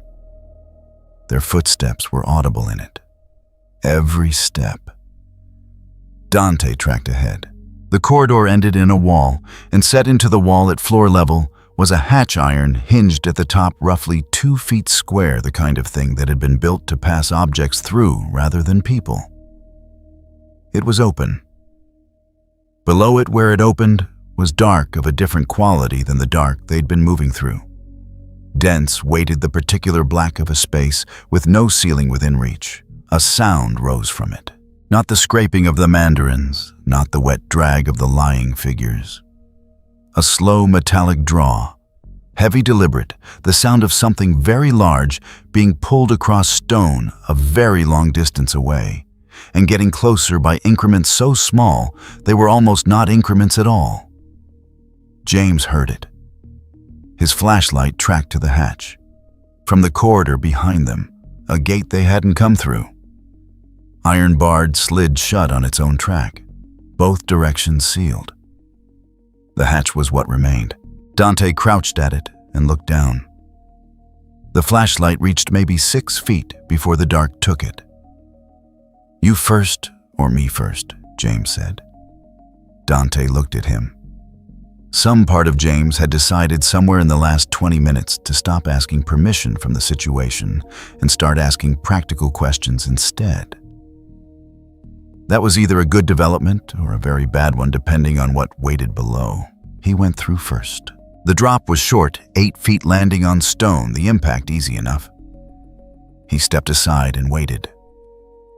James came through after landing harder, catching himself with one hand on the floor. They stood in a space that had no visible walls in any direction. The flashlight beam went out in every direction and found nothing to reflect from. Somewhere very closer than the sound had suggested from above, something large exhaled. Not breathed. Exhaled. The pressure of the air shifted and settled, and the temperature went lower by a degree that was physically measurable. Then silence. "Down there's darker," Dante said. He was already moving into it. The space below the hatch had walls after all. They resolved from the black as James's flashlight swept the perimeter masonry close to the ceiling, roughly 10 feet overhead. The space roughly 20 by 20 with 4 exits, one behind them, where the hatch hung open, 3 ahead in different walls. No markings. No indication of which way was forward or whether forward existed as a concept here. The exhale sound they'd heard from above was gone. Whatever had produced it had either left or was very good at waiting. 3 doors, James said. Dante checked each in sequence. Left a short passage ending in another chamber, a light source inside it that he couldn't account for, not electric, not flame.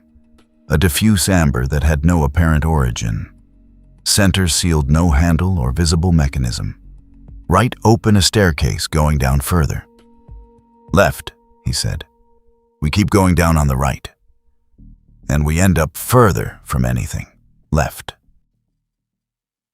The chamber with the sourceless light held 2 mannequins pressed against the far wall.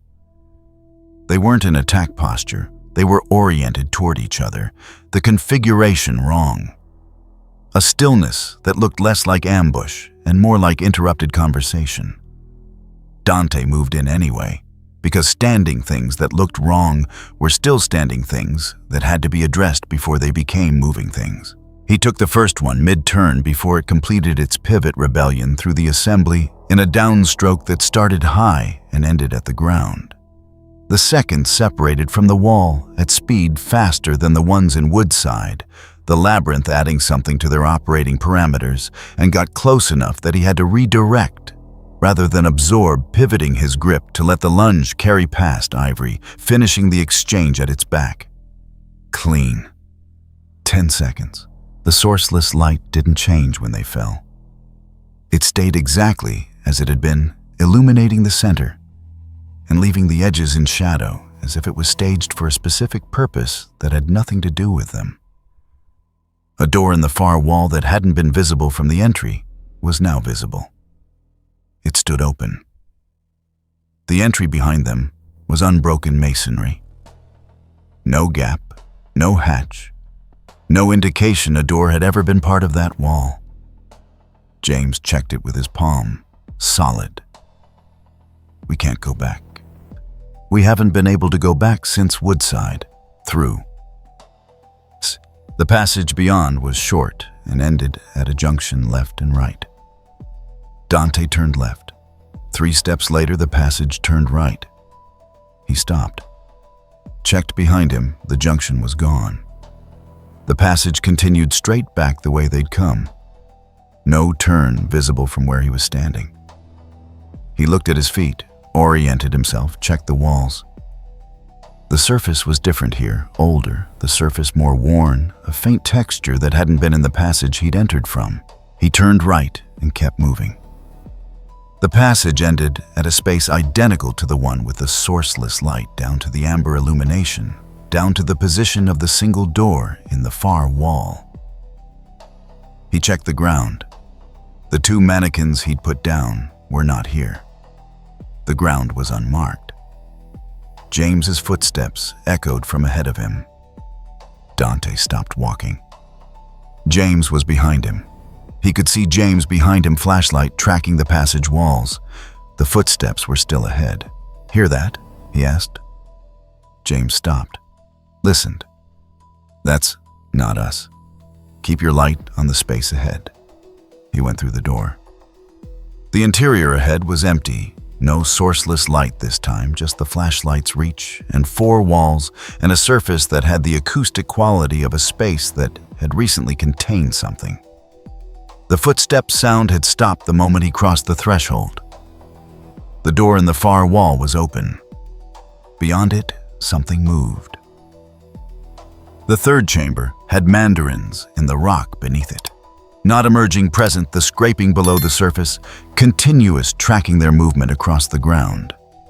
Two distinct sources, maybe three following at the pace of walking.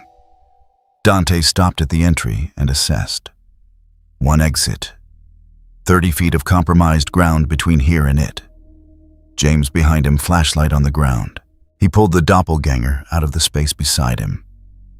Not a transformation. Not a second self. Exactly.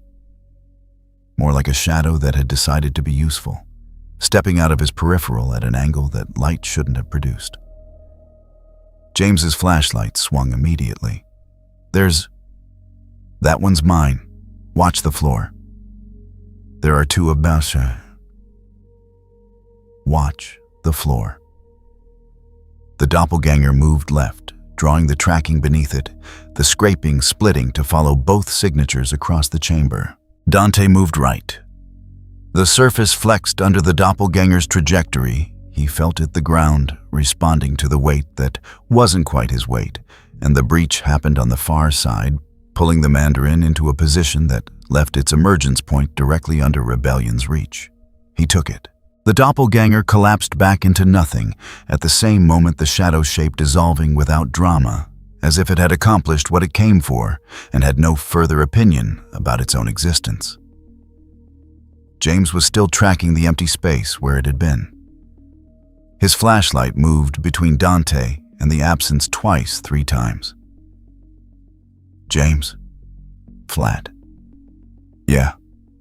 Still staring at the empty space. Yeah, okay. Run, Dante said.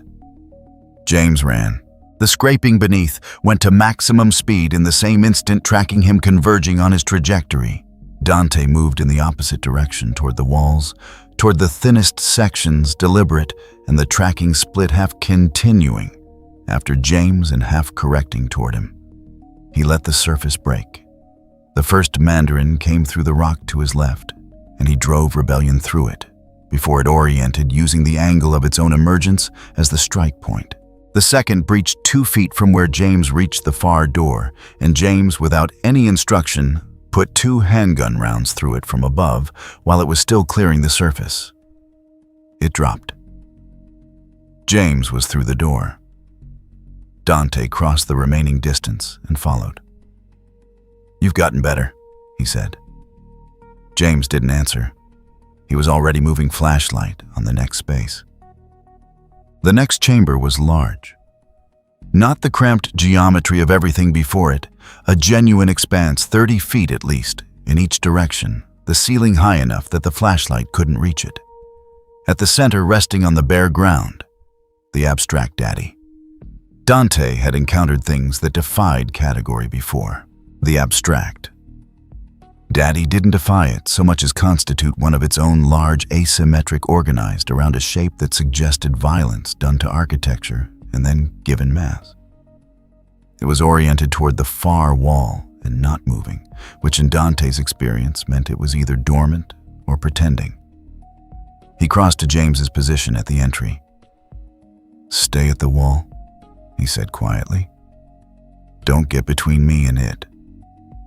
"What is that?" "Problem? Give me room."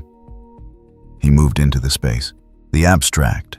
Daddy registered his approach and reoriented, not with the speed of the mannequins or the mandarins, but with a weight that made speed beside the point. When something that size moved, speed was secondary to mass. Dante felt it before he heard it, the air pressure shifting. He triggered devil trigger. The transformation was not subtle. Everything went high. Contrast, everything. In sharp relief, the angles of the abstract, Daddy's form suddenly precise where they'd been ambiguous. The light changing from flashlight amber to the cold blue-white of something burning hotter than fire. Power flooded every motion, multiplied every strike. He went in fast. 3 exchanges. Not strikes exactly, more like directed force. Rebellion finding the structural points in what the thing was organized around and applying pressure at the right angles. The abstract daddy hit back twice, both times, with enough force to move him several feet. He let the movement happen rather than spending energy to resist it, redirected it into the next approach vector. The third exchange ended it. The form came apart not violently, but with a sense of resolution, the way a knot comes apart when the right strand is released. Devil trigger faded. The dim returned. James had not moved from the wall. The expression on his face was the specific expression of someone who had just watched something revise their understanding of what they were standing next to. Not fear exactly, something more fundamental, the look of a load-bearing assumption giving way. You, not now. The far wall had a door. Dante moved toward it. Through. What are you? Quieter than the first time he'd asked, more serious. Same thing I was an hour ago. He reached the door and pushed it open. Keeps working. That's what matters. Move. A beat. Then James pushed off the wall and followed, and this time he walked slightly differently. Not closer to Dante, but more deliberately behind him, the way a person walks, when they've stopped pretending they're navigating alongside someone and accepted they're being led by something they don't fully have a name for. He got 2 steps before the next wave materialized. No announcement, no radio spike. They were simply there. 5 lying figures arranged in the space between him and the door, with 3 mandarins scraping beneath the surface in the same pattern as the previous chamber. The labyrinth had been watching how he'd handled the abstract daddy and had not been discouraged. He didn't have Devil Trigger back. It would cycle in time, but not in the next 90 seconds. He worked it by hand. Ebony and ivory in a continuous sequence, mobile, no fixed point the lying. Figures went in 4, 3, 5 beats respectively, while his feet kept moving to stay ahead of the mandarin tracking below. The ground flexed under the 5th step and he was already off it, changing vector, letting the breach happen behind him. He took the emerging mandarin from above while it cleared Rebellion straight down, then continued toward the door without pause. The other 2 mandarins didn't breach. The flexing stopped when he reached the threshold. He went through. James came through after him, flashlight sweeping the new space. They stopped. They stop at the threshold. Each chamber runs its own rules. They know that. Yes. Which means already said that. Don't assume what worked carries over. Through.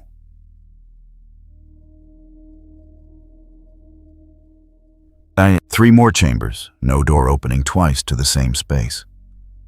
First, a flesh lip occupying most of the ceiling. The mass of it wrong in the way that large things in enclosed spaces are wrong. Dante put ivory through its central mass twice at range, and Rebellion through the follow-up as it descended the exchange, brutal in its economy. Nothing subtle available when the geometry was that compressed. Then Maria. She was standing at the far wall facing away from them, and the specific quality of her stillness was different from the mannequins, different from the lying figure's human stillness. Genuine weight a person standing at the far end. James stopped walking. Maria turned at the sound of his footsteps. Her expression was soft in the specific way that cost nothing to produce. "James, I've been looking for you." James's whole posture changed. Not toward her, he didn't move yet, but the orientation of his attention, the direction his body leaned without his feet committing. Dante read the space.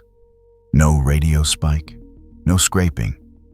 Clean in the threat reading sense. He didn't trust it. She doesn't breathe fast. Quiet to James. She's been 3 rooms away from us. She's not breathing fast.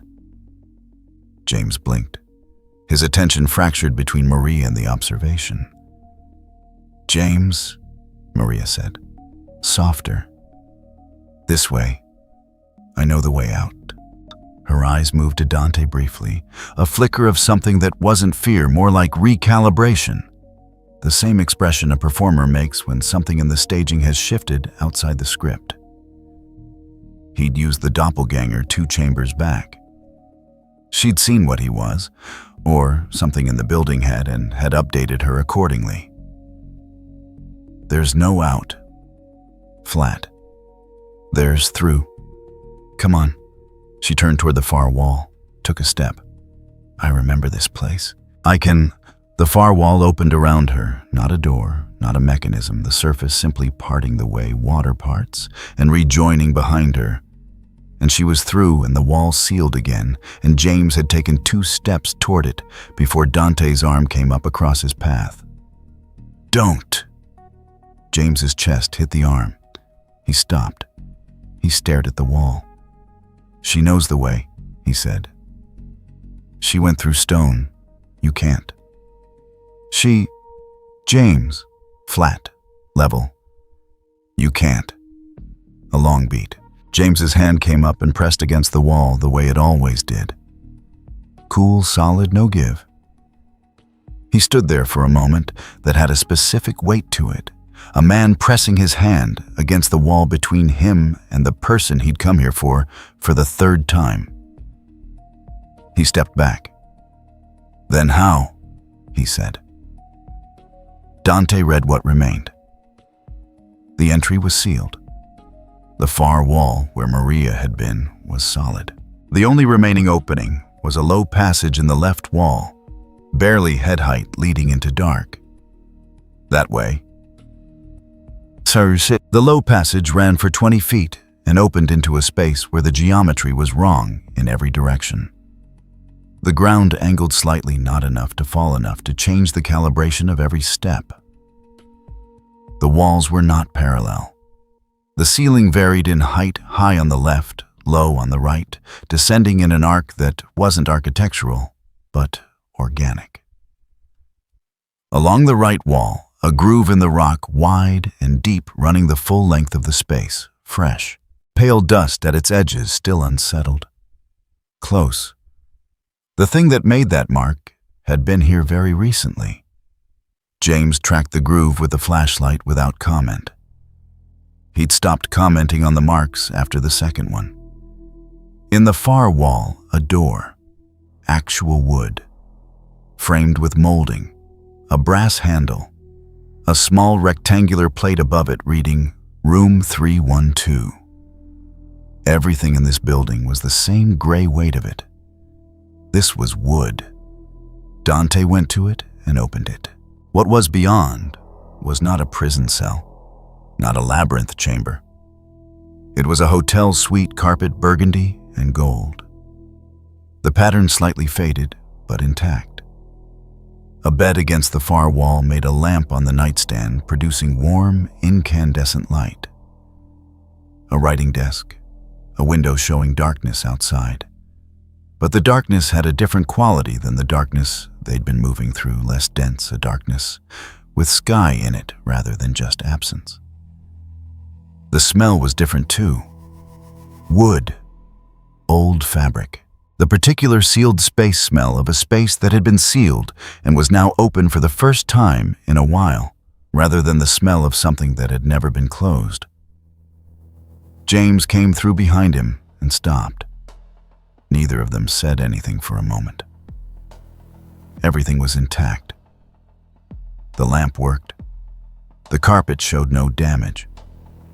The bed was made without a wrinkle. Dante tracked the window, the nightstand, the closet, the lamp. Everything exactly where it should be. Everything exactly the proportion it should be. Nothing displaced. Nothing wrong in the way that things in this town were always wrong. He looked at the door they'd come through. The brass plate. Room 312. Then at the hallway beyond the interior door visible through the gap, James had left burgundy carpet continuing down a hallway with more doors, more brass plates, more warm incandescent light. A sign on the far wall. Dark wood letters on lighter wood read, "Lakeview Hotel Guest Services." "Too clean to be real," Dante said. James was looking at the bed, at the lamp. His flashlight was off. He'd switched it off without registering the decision because the suite had light and his body had recognized light before his mind had processed why that was notable. "She was here," he said.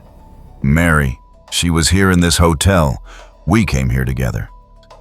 It was not a question, not a request, not denial.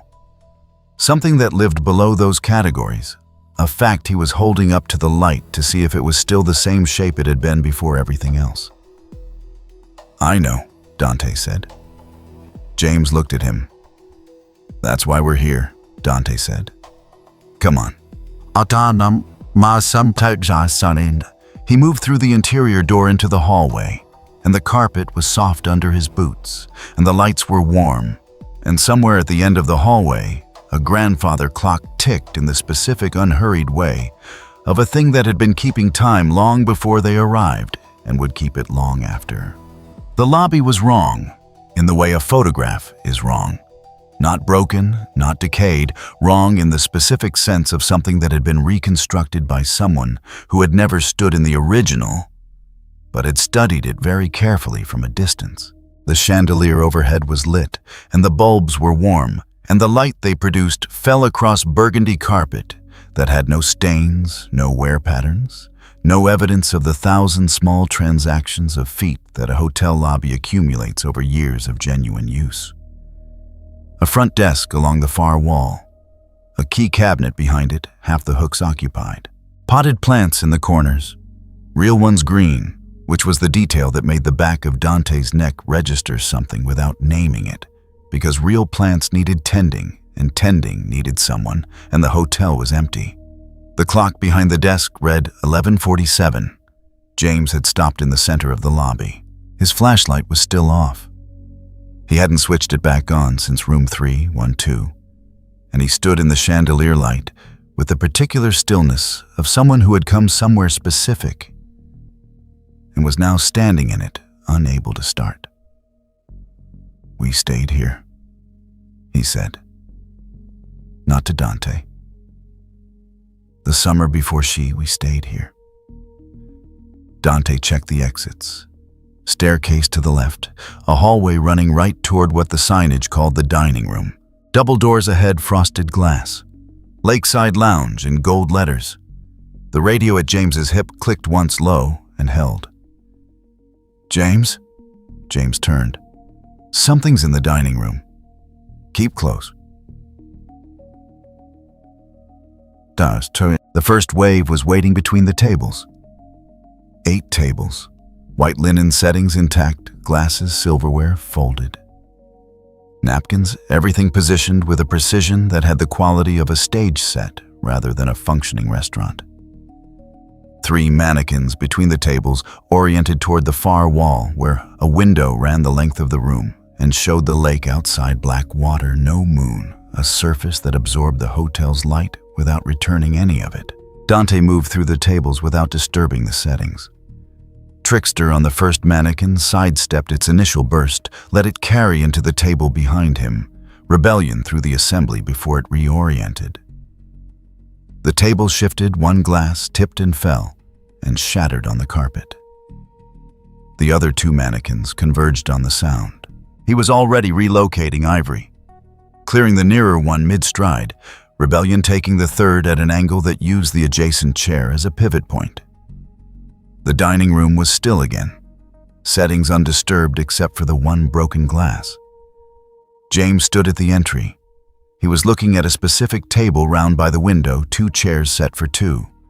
A small vase in the center with a single dried flower that had been preserved past the point where anything natural would have held its shape. He didn't move toward it. He didn't move away. "Table by the window," he said low. She always wanted the table by the window. Dante said nothing. He checked the far door, a service corridor, unlocked, and held it.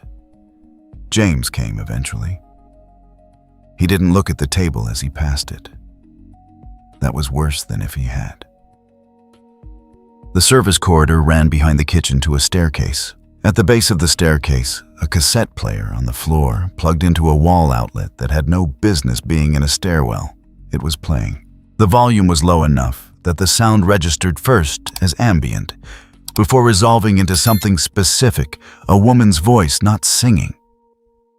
Speaking the words unclear at this distance, but the cadence, unmistakable, someone reading aloud to another person, the particular rhythm of intimacy.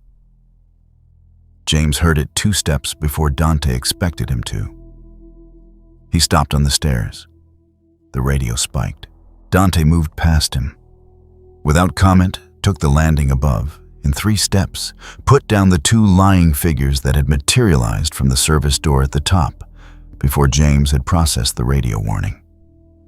The cassette player's sound continued below, unchanged, unhurried. By the time James reached the landing, the player had stopped. Mid-sentence. James stood over it, looked at it. That was her voice, he said. The flatness in it was not composure. It was a man speaking past something lodged in his throat that he hadn't named yet. I know. Dante was already checking the second-floor hallway. Burgundy carpet, brass plates, warm light. 6 doors visible. Which room? James looked up. 312. Where is it from here? James oriented himself, the motion automatic, a man who had walked this hallway before. Left. End of the hall. They went left. The second-floor hallway was longer than it should have been. Not dramatically, not the labyrinth's open-ended extension, nothing as blatant as that. Just a hallway that required 11 doors to reach the end where there should have been 8. The brass plates numbered in sequence, but the sequence having extra entries.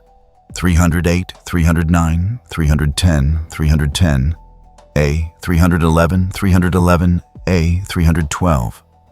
Dante noted the insertions, said nothing. James walked with his eyes forward and either didn't notice or didn't have capacity left to address it. Outside 311. A wet mark on the carpet. Not a spill, a shape elongated the outline of something that had lain against the door long enough to leave moisture. Recent. The carpet fibers were still pressed. James stepped around it. His step faltered slightly on the other side, a quarter-second break in the stride, and then recovered. The radio clicked up and down and up. Not a full spike. A pattern rhythmic, like a pulse. 3 lying figures came out of 311. Before they reached 312, door swung open on its own, the 3 of them already mid-lurch. The timing arranged to catch them between doors with nowhere useful to be. Dante planted himself and worked the hallway geometry, narrow space, single-file approach, which turned their number into a liability. Rebellion through the first and into the second. On the follow-through, ivory on the third, at the limit of arm's reach. James was flat against the wall on the 312 side handgun, up covering the door. 312 stayed shut, the 3 lying figures settled. The hallway was quiet except for the low electrical hum of the sconce fixtures overhead. It didn't open, James said. About 312. No. She used to. He stopped. The key. We always had to get a new key because she'd lose it. Dante looked at him. The detail was too specific to be general, the kind of thing that only a person who had been there knew. Try the handle? James tried it. Unlocked. It swung inward. Room 312 was intact. Not intact the way the lobby was intact, staged over-precise. Intact the way a room is when someone left it this morning and intended to come back. A jacket on the chair, a book on the nightstand, open to a page, a glass of water on the desk, with the rim still bearing a faint impression of lipstick. The bed slightly unmade on one side, the other side neat. 2 indentations in the pillow. The window showed the lake, black water still. James walked in slowly and stopped in the center of the room, and Dante stood in the doorway and watched him stand there. The book on the nightstand, Dante could see the title from the doorway. He didn't read it aloud. James picked up the glass from the desk, held it, put it down. His hand was shaking, not the fine motor tremor of before a deeper oscillation, a man whose framework was under a load it hadn't been designed for. "She was sick," he said. "She was sick for 3 years." He wasn't explaining. He was testing the sentence the way you test a step you're not sure will hold. "She wrote me a letter." "I know." "The letter said she was waiting." A pause. "She couldn't have written the letter." The sentence sat in the room. James didn't take it back. He stood with it looking at the glass. He'd put down the impression on the pillow, the book open to a page. Then the radio screamed. The third wave came through the window. The glass didn't break. The mannequins simply arrived through it, 2 of them, the window intact behind them, as if they'd passed through water rather than glass. A third came through the closet, a fourth through the wall, adjoining 311. The plaster admitting it, the way plaster in this town admitted things when the town had decided to stop maintaining the fiction of solid surfaces. Dante was already moving. The room was small bed-frame desk chair as the geometry, and he used all of it, keeping his footwork between the mannequins and James, who had backed against the far wall with his handgun up, and his face the face of a man who had just said something irreversible and hadn't caught his breath yet. 2 mannequins down in 4 seconds. The third he took across the bed frame in a horizontal arc that ended in the closet door frame. The fourth cornered itself against the desk, a lunge, a redirect ivory at contact range. The room was quiet. James slid down the wall until he was sitting. Not collapsed, sitting deliberately, like his legs had made a decision his upper body hadn't been consulted on. He kept the handgun in his hand, pointing at nothing.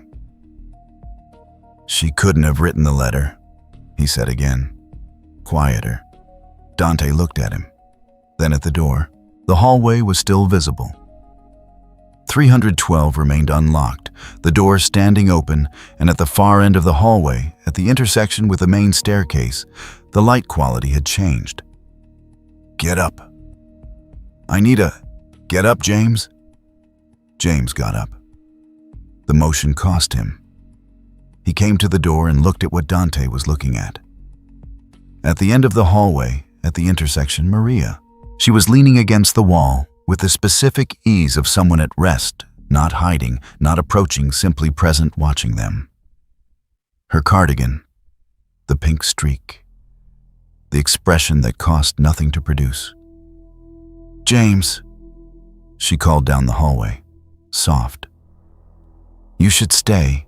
There's nothing to go back to." James's grip on the doorframe tightened. The knuckles went. "She's not wrong," he said. So low, Dante almost didn't catch it.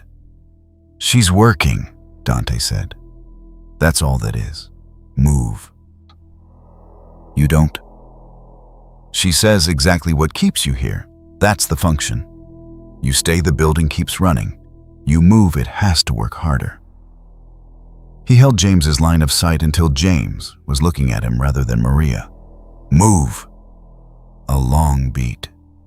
James looked at Maria one more time. Maria looked back, soft, waiting, the expression of someone who had all the time that existed. He stepped into the hallway and moved toward the staircase. Maria didn't follow. She stayed at the intersection, watching until the staircase turn took her out of their sight line. The staircase to the upper floor was dark. Not hotel dark, the chandelier below still threw light up the first flight.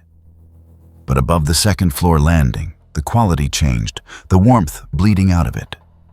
The light becoming something closer to the cold, flat gray they'd been moving through since the fog.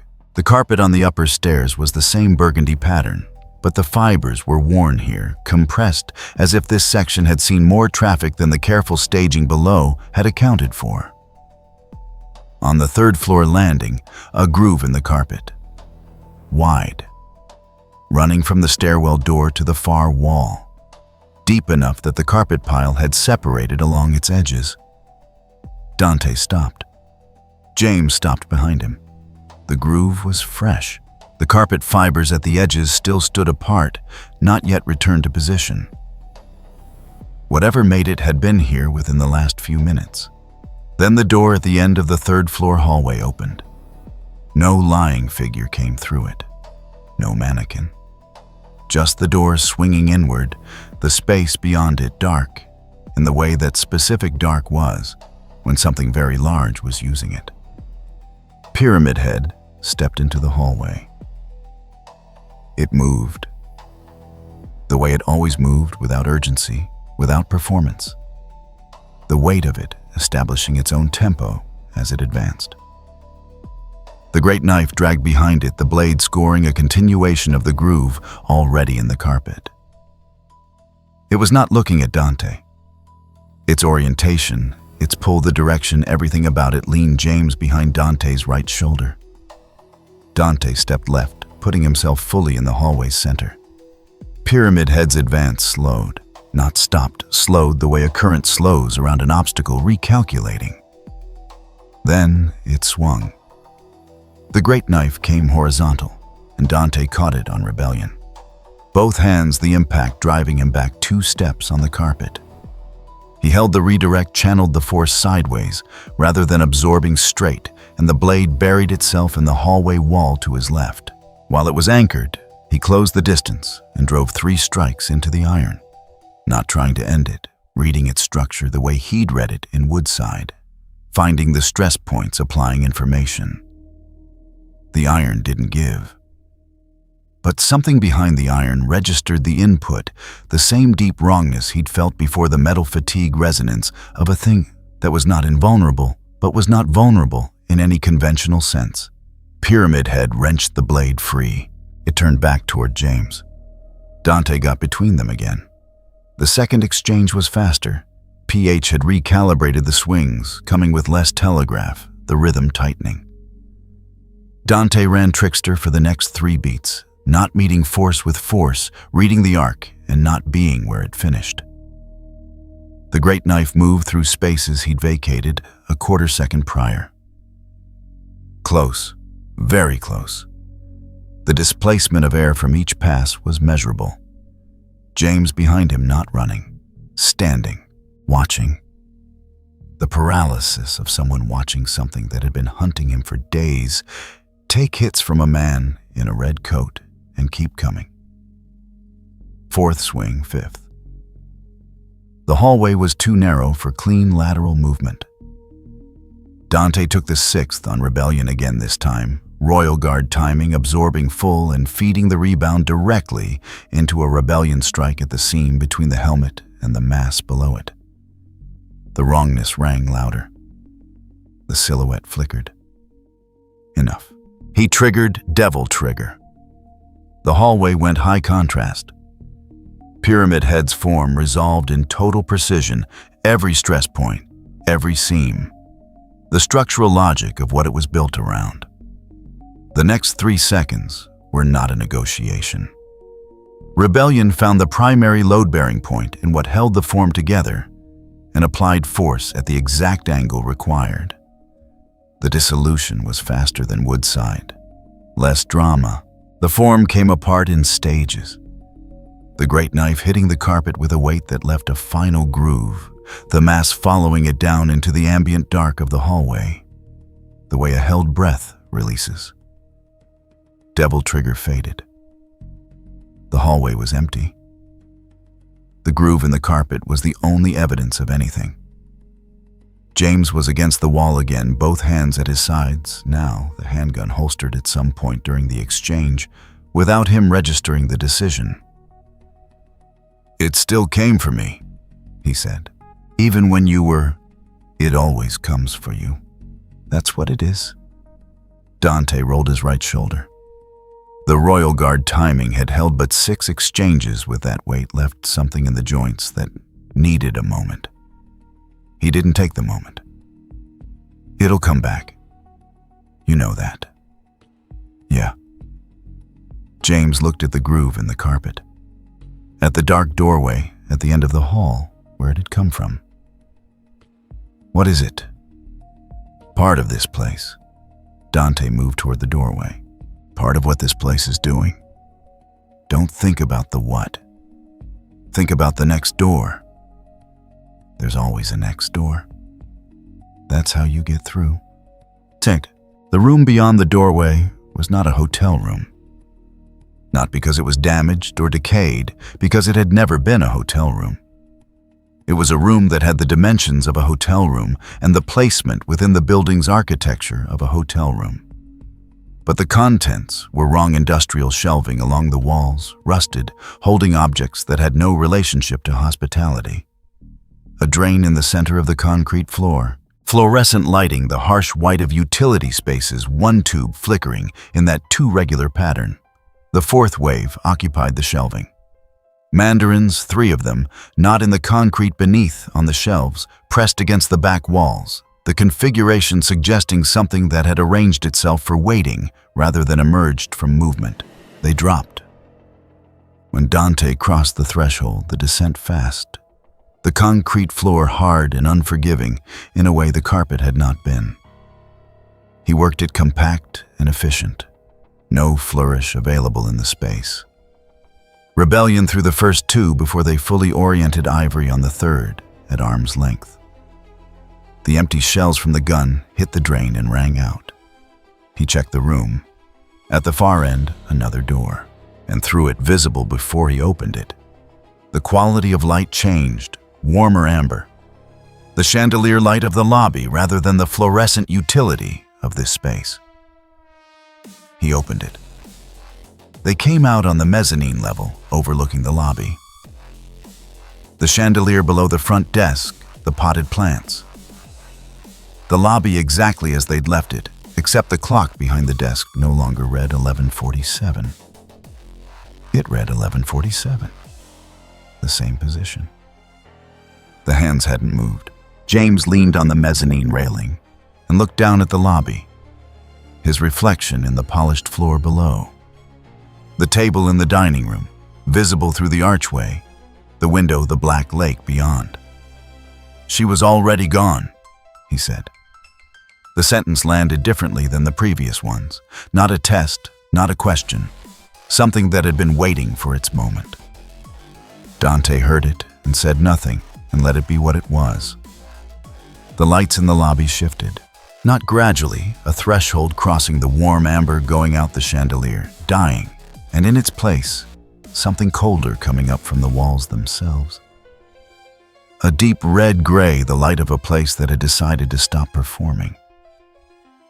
The carpet below was no longer clean. The stain pattern emerged, as if it had always been there, as if the cleanliness had been a surface applied over something older, and now the surface was done. Plaster at the edges of the lobby's ceiling began to separate, not falling, peeling back the way skin peels from a burn, revealing the substrate beneath. The walls behind the wainscoting showed their true face, dark, wet, organic, in a way that architecture had no business being. The hallway to the left of the lobby, where the dining room sign had been extended, now passed any distance the building's footprint should have allowed. It ran into a dark that the new lighting couldn't reach. James straightened from the railing. "Mary," he said. Not Maria. The other name, the right name. Quiet the way you say the name of someone in the same room. Dante was already moving toward the hallway. "Yeah," he said. "Let's go find out." The hallway ahead had no end. Not the labyrinth's incremental extension, this was immediate, declared the hallway running forward into a dark that the changed lighting couldn't reach, and making no pretense about it. The burgundy carpet was still there. But the color was wrong now. A deeper red that absorbed the light from the wall sconces rather than reflecting it. and the sconces themselves gave off something closer to bioluminescence than electricity, cold, sourceless, the light of a thing generating its own reason to exist. The plaster on the ceiling had separated in long strips. The wainscoting below had buckled outward along the seams. The framed photographs that had lined the hall landscapes. The Lake Generic hospitality art had their glass intact, but the images inside had changed. Not to anything specific, just to wrong compositions that had no center horizons, at angles that produced vertigo colors that sat at the edges of visible spectrum and pressed. Dante went first. James came 2 steps behind, and his footsteps on the carpet produced the wrong sound, too loud, too close. The acoustic property of an enclosed space not quite large enough for what it was containing. The radio hadn't stopped since the lobby lights changed. Full static directional pointing forward. Whatever was ahead was substantial enough to peg the instrument and keep it there. They got 30 feet before the first wave arrived. Lying figures from both walls simultaneously, not through doors. The walls simply releasing them, the way the labyrinth's walls had released the mannequins, the plaster parting and resealing without evidence. 6 of them, 3 per side, the spacing arranged to compress the hallway into something that had no safe position within it. Dante didn't look for a safe position. He went at the left 3, while they were still orienting rebellion in a continuous sequence that used the hallway width as a constraint rather than a limitation. Narrow space meant they couldn't spread, couldn't flank, could only come forward, and forward was where rebellion was. 3 beats. Left side clear. He pivoted. James had backed against the right wall, handgun up, and had put 2 rounds into the nearest lying figure before it closed the distance. It was still advancing. He fired a 3rd steadier, and it dropped. Dante crossed and finished the remaining 2. 6 seconds. The hallway was clear. It was not clear for long. The second wave came from the ceiling. Not mandarins. Mannequins, which was wrong because mannequins didn't move that way. But the nightmare version of the hotel had apparently revised the operating parameters of everything that occupied it. 4 of them dropping from ceiling panels that had separated, while Dante's attention was on the walls, the descent fast, and the landing already mid-lunge. He triggered Devil Trigger. The hallway went precise and cold. 4 mannequins in a compressed space. He took them in a single committed sequence, no pause between targets, the DT amplified speed making the exchange something closer to geometry than combat. The last one hit the carpet before the first had stopped moving. Devil Trigger faded. James was against the wall. His expression had crossed something not surprise the upgrade past surprise, into a territory that didn't have a clean name. Watching Dante work at that speed in that form had settled something in him that the previous 6 times hadn't quite completed. "Keep going," Dante said. They kept going. The 3rd wave found them at the point where the hallway should have ended and didn't, and a T-junction that should have been the elevator bank was instead another length of the same hallway running perpendicular, identical in every dimension. Same carpet, same buckled wainscoting, same photographs with their wrong interiors. 3 lying figures from the left branch and a mandarin coming up through the junction floor. In the same moment, the coordination deliberate a pincer that used the T-shape as its geometry. Dante went for the floor breach first. The mandarin was the time-sensitive threat the lying figures were slow enough to sequence. Rebellion down through the emergence point before the mandarin cleared the surface. The strike using the angle of its own momentum. Pivoted to the lying figures. Ebony and ivory, 3 shots in an overlapping pull. The muzzle flashes strobing the junction white in intervals. The junction was still. James was holding his handgun loosely pointed at the floor. He wasn't tracking threats. He was looking at the right branch of the T-junction. Dante looked. The right branch was shorter than the left. At the end of it, a door, not a numbered hotel door. A different door wooden plane with a simple latch handle. The kind of door that belonged in a house rather than a hotel. And on the floor in front of it, running from somewhere further down the left branch to stop directly at the door's threshold, a groove.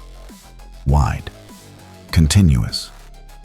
The scoring of the great knife across the carpet running toward this specific door and ending at it. The groove ended there, at the latch. Dante looked at it for a moment. "That door," he said. "When did you last see that door?" James didn't answer immediately. He was still looking at it with the quality of recognition that wasn't quite memory, more like a thing emerging from behind something that had been placed over it. "James." "It was the room," James said. "The room at the end. In the hotel. The last time." He stopped. "I don't want to." "I know. I know." Dante turned toward the right branch. "We're going anyway." "Son." The door opened on a room that was not the nightmare version of anything. It was just a room. Small, functional, a hospital room. Retrofitted into a hotel space, or a hotel space that had been converted for medical use. A bed with adjustable railings, an IV stand in the corner, a window showing the lake, the real lake, daylight, actual light, rather than the hotel's bioluminescent substitute. The surfaces were clean. The air smelled of something antiseptic under something that was just air. On the bed, an indentation in the pillow. The shape of a head. Recent or ancient in this building, the distinction had stopped being reliable. On the nightstand, a cassette player. Different from the one on the staircase landing, older, smaller, the kind bought for a specific purpose and used until it wore out. The tape inside was not playing. A chair beside the bed. The specific positioning of a chair that had been placed by someone who intended to spend a significant amount of time in it. James came through the door behind Dante and stopped. He stood in the center of the space and looked at the chair. At the indentation in the pillow. At the IV stand. The radio dropped to silence. Not low static actual silence, the instrument producing nothing for the first time since the lobby. Two lying figures came through the window. The glass intact the way it always was, and Dante put them down before they oriented Ivory twice, the shots loud, in a space that had been quiet.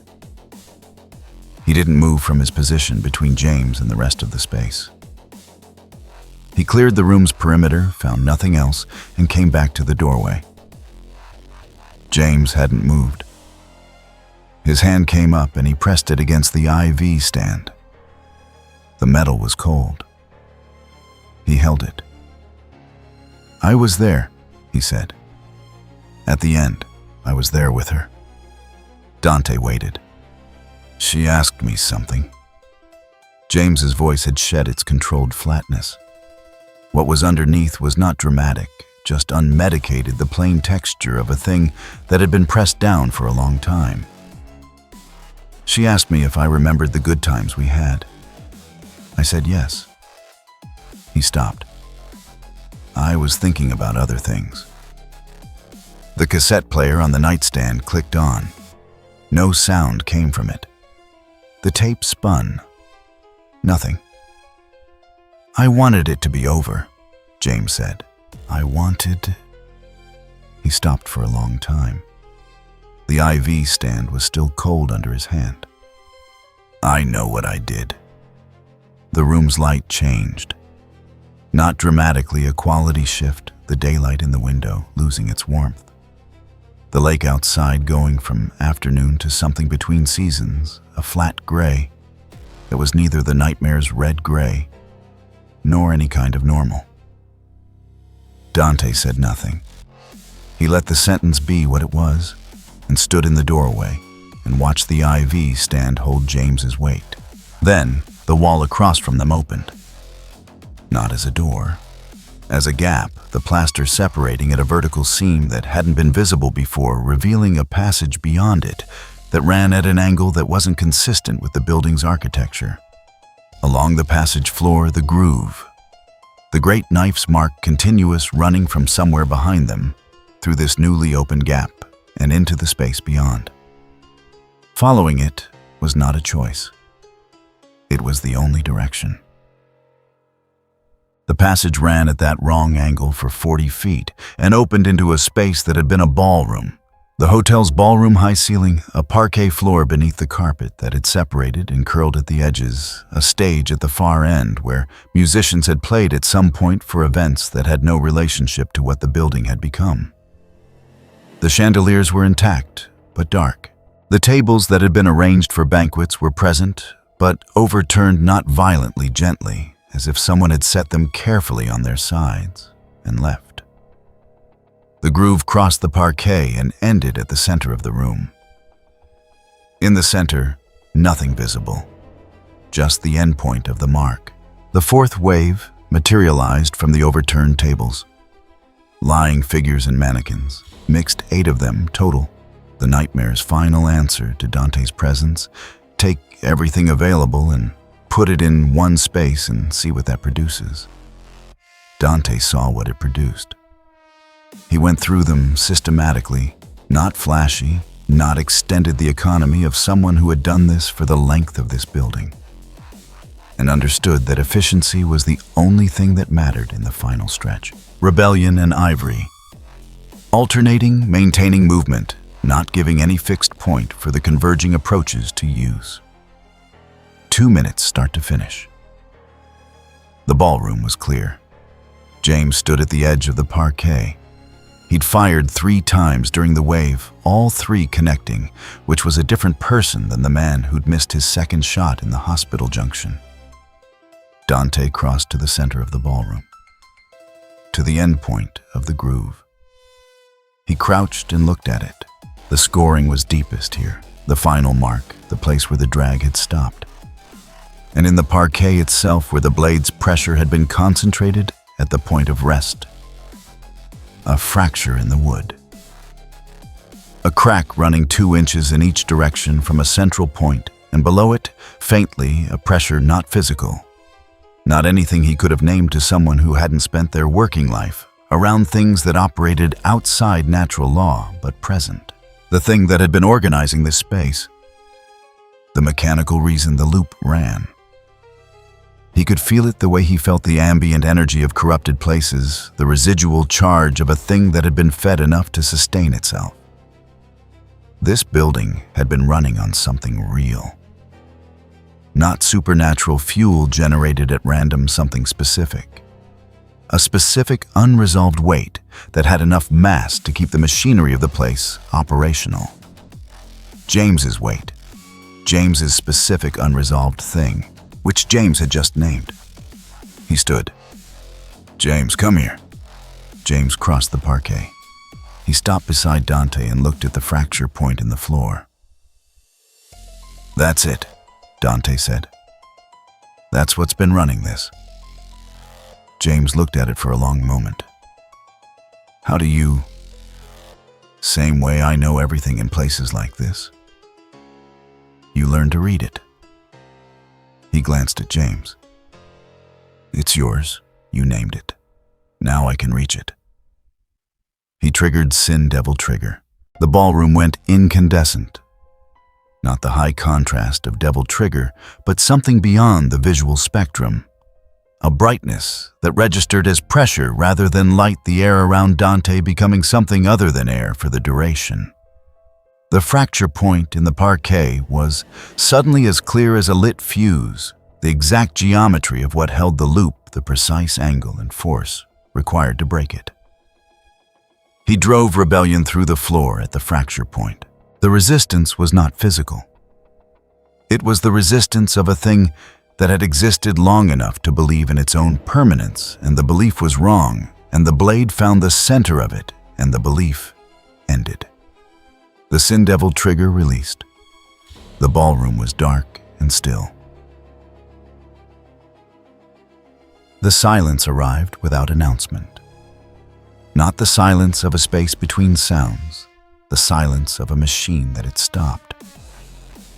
The radio at James's hip produced nothing. The wall sconces in the passage behind them had gone dark. The chandeliers overhead were simply absent of whatever they'd been doing, neither lit nor unlit, just no longer relevant. The parquet floor showed the groove ending at the fracture point. The fracture point was dark and still. Dante stepped back from it. His right arm had the deep bone register of an impact that had been more than physical, the kind that persisted past the moment and would be present for the next several hours. He didn't mention it. He straightened and checked the room. At the far end of the ballroom, past the stage, a door that had not been there before. Actual wood. A push bar. A sign above it in the cold emergency lighting that had come up from somewhere at floor level exit. James was still at the fracture point, looking at it. His posture had changed. Something had come out of his spine, not collapsed, but released the specific physical quality of a load that had been set down rather than dropped. He said, "I remember." 2 words. He didn't add to them. Dante looked at the exit sign. At the door, at the gap at the bottom of it, where the cold air of genuine outside came through, not the hotel's manufactured atmosphere, not the labyrinth's mineral cold. Moving air. Air that went somewhere. The fog on the other side would still be there. The lake, whatever remained of the town's geography, the gray that had been present since the beginning. None of that had been resolved by what happened in the ballroom. What had been resolved was the loop, the specific engine of this place, fueled by this specific man's specific unspoken thing. "Yeah," Dante said. He moved toward the exit. "Let's go." James didn't move immediately. He stood at the fracture point for another moment, not paralysis, not hesitation. The deliberate pause of someone choosing to carry the weight they just named, rather than put it down permanently, because putting it down permanently was not something that happened in a ballroom in a single moment, and he understood that. Then he followed. The push bar door opened on a fog. Real fog. The cold gray of the outside, the smell of the lake and damp stone, and the particular ambient quality of a place that had absorbed a lot of weather and held it. Not the nightmare's manufactured atmosphere, something older and less intentional fog that existed. Because that was what this area did, had always done, regardless of what the hotel behind them had been doing in the meantime. Dante stood in it and let it settle around him. Behind them, the hotel produced no sound. Whatever had been running inside it was no longer running. The building itself was still there. It didn't collapse or dissolve. It simply stood quiet the way a building stands when it has nothing left to do. James came through the door and let it swing shut behind him. He stood in the fog and looked at it. His flashlight came on the beam, cutting into the gray, finding nothing in particular to illuminate and doing it anyway. Somewhere in the distance, faint at the edge of the radio's dead silence, not audible so much as felt a sound that might have been the last of the dragging very far away, growing no closer. Then nothing. James exhaled. It was just breath. It didn't fix anything, resolve anything, or constitute any kind of arrival. It was a man who had been holding something for a very long time, reaching the specific moment where the hold became optional and choosing in that moment to breathe. Dante said nothing. The fog held them both and went on being fog. If you enjoyed this video, don't forget to leave a like and subscribe to the channel, and be sure to turn on notification so you won't miss our future video. Thank you for watching, and we will see you next time.